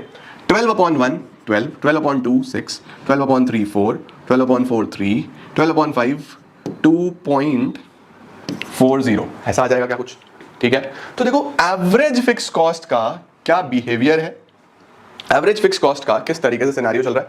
पहले तो ये कम कम कम कम कम कम ही होता जा रहा है, 12 से 6, 6 से 4, 4 से 3, 3 से 2.4। तो एवरेज फिक्स कॉस्ट का जो बिहेवियर है वो यही है कि जैसे जैसे प्रोडक्शन बढ़ेगा तो एवरेज यानी per unit cost of production कम होता चला जाएगा। सर इसका क्या मतलब हुआ? देखो सिंपल है, मैं एक बच्चा पढ़ा रहा हूं और मेरे रूम में 4 लाइट्स जल रही हैं, मेरे पास जो बिल आ रहा है वो 1000 रुपए का आ रहा है सपोज, तो पर यूनिट कॉस्ट 1000 आ गया। जैसे ही 2 स्टूडेंट्स हो जाएंगे तो वो ये बिल तो 1000 ही आएगा, लाइट तो उतनी चलनी है, 1000/2 500 हो गया। 3 हो जाएंगे तो 1000/3 333 हो गया। 4 हो जाएंगे तो 1000/4 250 हो जाएगा। तो देखो एवरेज कॉस्ट कम होता चला जाता है जैसे जैसे आउटपुट बढ़ता रहता है। तो वही हो रहा है, जैसे जैसे आउटपुट बढ़ रहा है एवरेज कॉस्ट कम होता चला जा रहा है। तो हम लोग क्या करने वाले हैं, इसका कर्व देखते हैं कैसा दिखेगा बच्चों। आउटपुट जो है वो हमने लिया 1 2 3 4 5 और इधर मैं 3 का डिफरेंस ले लेता हूँ, 3 6 9 12 15। चलो 0 पे तो अनडिफाइंड है, 1 पे 12, 1 पे 12, 2 पे 6, 2 पे 6, 3 पे 4, 3 पे 4, 4 पे 3, 4 पे 3, 5 पे 2.4, 5 पे 2.4 समथिंग लाइक दिस। ठीक है, तो देखो कर्व बच्चों जी कुछ इस तरीके का बन जाता है। तो अगर हमसे कोई पूछे कि एवरेज फिक्स कॉस्ट का कर्व कैसा होता है तो इसको हम लोग क्या बोलते हैं, इसको हम लोग बोलते हैं रेक्टेंगुलर हाइपरबोला। डाउनवर्ड स्लोपिंग है ये, इसको बोलते हैं रेक्टेंगुलर हाइपरबोला। ये जो शेप होती है ना बच्चों इस तरीके की, इसको बोलते हैं रेक्टेंगुलर हाइपरबोला। इसका मतलब होता है area under the curve remains same at every level of output. Her level of output पे एरिया सेम है। ठीक है, इसका भी जल्दी से स्क्रीनशॉट लो या बना लो, फिर आपको नोट्स में से एक बार पढ़ा दूं। देखो जी, एवरेज कॉस्ट क्या है, the per unit cost of production. Right, अब 3 होंगी, average fix cost, average variable cost, average total cost. सबसे पहले एवरेज फिक्स कॉस्ट की बात करते हैं। Average fix cost is the per unit fix cost of production. कैसे निकलेगा, TFC/Q। वही कर्व है, उसी तरीके से बनाया गया है। कर्व भी मैं आपको बना के दिखा चुका हूं कैसा होता है। It slopes downward as AFC falls with increase in output. और ये एक रेक्टेंगुलर हाइपरबोला है, ये भी मैं आपको बता चुका हूं। ठीक है, AFC falls with increase in output as TFC remains same. Screenshot ले लो बच्चों, डन। ये बच्चों कई बार क्वेश्चन पूछ लेता है आपसे कि AFC क्या कभी x या y एक्सिस को टच करेगा, क्या एवरेज फिक्स कॉस्ट कभी x या y एक्सिस को टच करेगा। द आंसर इज नो, कभी भी नहीं करेगा बच्चों, नेवर, ना x को ना y को। क्यों नहीं करेगा सर, इसलिए नहीं करेगा, देखो सबसे पहले लिखा हुआ है AFC can never touches x axis. क्यों नहीं करेगा, क्योंकि x एक्सिस पे टच करने के लिए टोटल फिक्स कॉस्ट का 0 होना जरूरी है, वो कभी 0 हो नहीं सकती। तो 0 नहीं होती तो वो उधर तो टच करेगा नहीं x एक्सिस पे। राइट, और y एक्सिस पे कभी टच क्यों नहीं करेगा, क्योंकि 0 लेवल ऑफ आउटपुट पे TFC पॉजिटिव रहता है। और कोई भी वैल्यू जब पॉजिटिव से डिवाइड होगी तो वो इनफाइनाइट आएगी या अनडिफाइन आएगी, तो हम उसको भी 0 नहीं मान सकते। इसका स्क्रीनशॉट लो, फिर मैं और समझा रहा हूँ। स्क्रीनशॉट ले लो एक बार। इसने बोला क्या ये कभी इधर टच कर सकता है या ये कभी इधर टच कर सकता है क्या, यानी ऐसा हो सकता है कि इधर टच कर जाए या ऐसा हो सकता है कि ये इधर टच कर जाए। ऐसा कभी नहीं होगा बच्चों। क्यों नहीं होगा, पहले तो x एक्सिस पे देख लो। x एक्सिस पे क्यों नहीं होगा, क्योंकि भाई इसको टच करने के लिए ये 0 होना जरूरी है।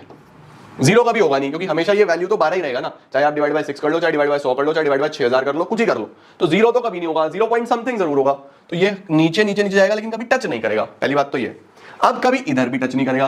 क्यों नहीं टच करेगा, क्योंकि इधर बच्चों हम लोगों ने कहां से शुरू करा, 0 लेवल पे।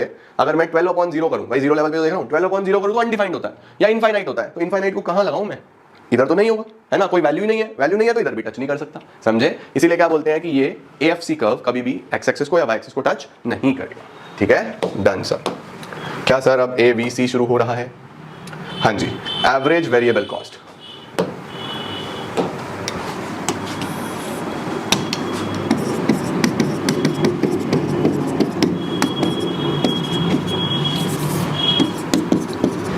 लो बच्चों, ये हमने आउटपुट लिया था, ये हमने टोटल वेरिएबल कॉस्ट लिया था। अब एवरेज वेरिएबल कॉस्ट क्या होगा, what will be the average variable cost. Average variable cost का मतलब होता है the per unit variable cost of production. पर unit variable cost of production. तो अगर मैं पर यूनिट वेरिएबल कॉस्ट निकालूं यानी AVC निकालूं तो उसका फॉर्मूला होगा TVC/Q। टोटल वेरिएबल कॉस्ट से डिवाइड कर दो क्वांटिटी को, पर यूनिट वेरिएबल कॉस्ट आ जाएगी। तो AVC अगर निकालता हूं तो यहां पे डैश 6/1 6, 10/2 5, 15/3 5, 24/4 6, 35/5 7। तो ये मेरे पास एवरेज वेरिएबल कॉस्ट का टेबल बन के आया। तो एवरेज वेरिएबल कॉस्ट का क्या बिहेवियर है, कैसा कर्व दिख रहा है, आ जाओ देखते हैं। 1 2 3 4 5 और इधर भी यही ले लो, 1 2 3 4 5 6 7। चलो सर शुरू करते हैं। 0 पे तो कुछ है ही नहीं, ठीक है। 1 पे 6, 1 पे 6, ठीक है। 2 पे 5, 3 पे भी 5, 4 पे 6, 5 पे 7। लो सर, इस तरीके से बच्चों एवरेज वेरिएबल कॉस्ट बन गया। अब एवरेज वेरिएबल कॉस्ट का कर्व कैसा है, ये है U shaped curve. U shaped curve, पहले कॉस्ट कम होगा फिर कांस्टेंट हो जाएगा और फिर बढ़ने लगेगा। देखो 6 से 5, फिर 5 का 5 कांस्टेंट हो गया और फिर बढ़ने लगा। क्यों बढ़ने लगा? देखो सीधी सी बात है, वही law of variable proportion.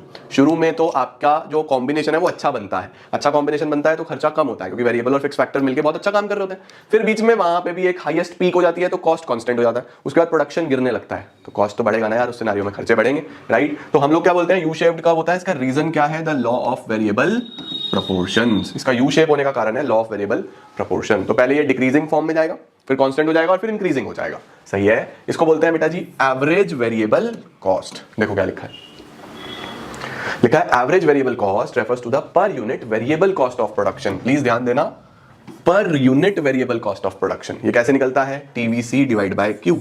TVC को क्वांटिटी से डिवाइड कर दो, ये आ जाए। टेबल चेक करो, 0 पे 0, 1 पे 6, 2 पे 10, ये तो सेम था। डिवाइड करते चले जाओ, निकल जाएगा आपके पास। हमने प्लॉट करा तो वही यू शेप्ड कर्व बनता है कि पहले तो फॉल होगा विद इंक्रीज इन आउटपुट, फिर उसके बाद ऑप्टिमम लेवल पे चला जाएगा, उसके बाद राइज करने लगेगा। ठीक है, ओके, चलो sir. Then we have average total cost. बच्चों जी टोटल कॉस्ट के लिए सिंपली एएफसी और एवीसी दोनों को जोड़ दो। देखो ये टेबल अब मैं बना नहीं रहा, तुम्हारे सामने क्या ये हमारा एएफसी आया था 12 6 4 3 2.4, ये वेरिएबल कॉस्ट आया था 6 5 5 6 7, इन दोनों को जोड़ दूं तो एवरेज कॉस्ट आ जाएगा। अदरवाइज आप एटीसी टीसी अपॉन क्यू करके भी निकाल सकते हो, एक ही बात है, कोई दिक्कत नहीं है। ये इस तरीके का आ गया 18 11 9 9 9.4। इसका मतलब बच्चों ये भी पहले फॉल होगा, फिर 9 पे कांस्टेंट होगा, फिर 9.4 थोड़ा सा ऊपर की तरफ जाएगा। तो देखो ये भी यू शेप्ड है, ये भी यू शेप्ड है, पहले थोड़ा सा फॉल होगा, कांस्टेंट होगा, फिर ऊपर की तरफ जाएगा। तो this is how average cost curve is prepared. तो आपसे कोई पूछे एवरेज कॉस्ट का कर्व कैसा होगा, तो आप बोलोगे यू शेप्ड का होगा। निकलता कैसे है? AC AFC plus AVC. इसका स्क्रीनशॉट लो, डन। अब देखो बच्चों, हमारे पास मैं एक बार आपको बता दूं, टोटल जो कॉस्ट थे उसमें 3 कर्व थे, total fix cost, total variable cost, total cost. Total fix cost कैसा आया था? ये this horizontal straight line parallel to x axis. Total variable cost कैसा आया था बच्चों? 0 से इस तरीके का इनवर्स एस। टोटल कॉस्ट कैसा आया था? 0 से नहीं, ऊपर से शुरू हुआ था, ये आ गया टोटल कॉस्ट। तो ये तो बच्चों हमारे टोटल कॉस्ट हमने पढ़े, स्क्रीनशॉट लेके चलना, ठीक है। फिर हमने पढ़े एवरेज कॉस्ट्स। अब मैं थोड़ा सा एवरेज कॉस्ट पे आ जाता हूं। फिर हमने पढ़े एवरेज कॉस्ट्स। एवरेज कॉस्ट की बात करूं तो average fix cost, average variable cost, average cost. ये कैसे निकला? TFC upon Q. ये कैसे निकला? TVC upon Q. ये कैसे निकला? AVC plus AFC. दोनों को जोड़ दो तो एवरेज कॉस्ट आ जाएगा।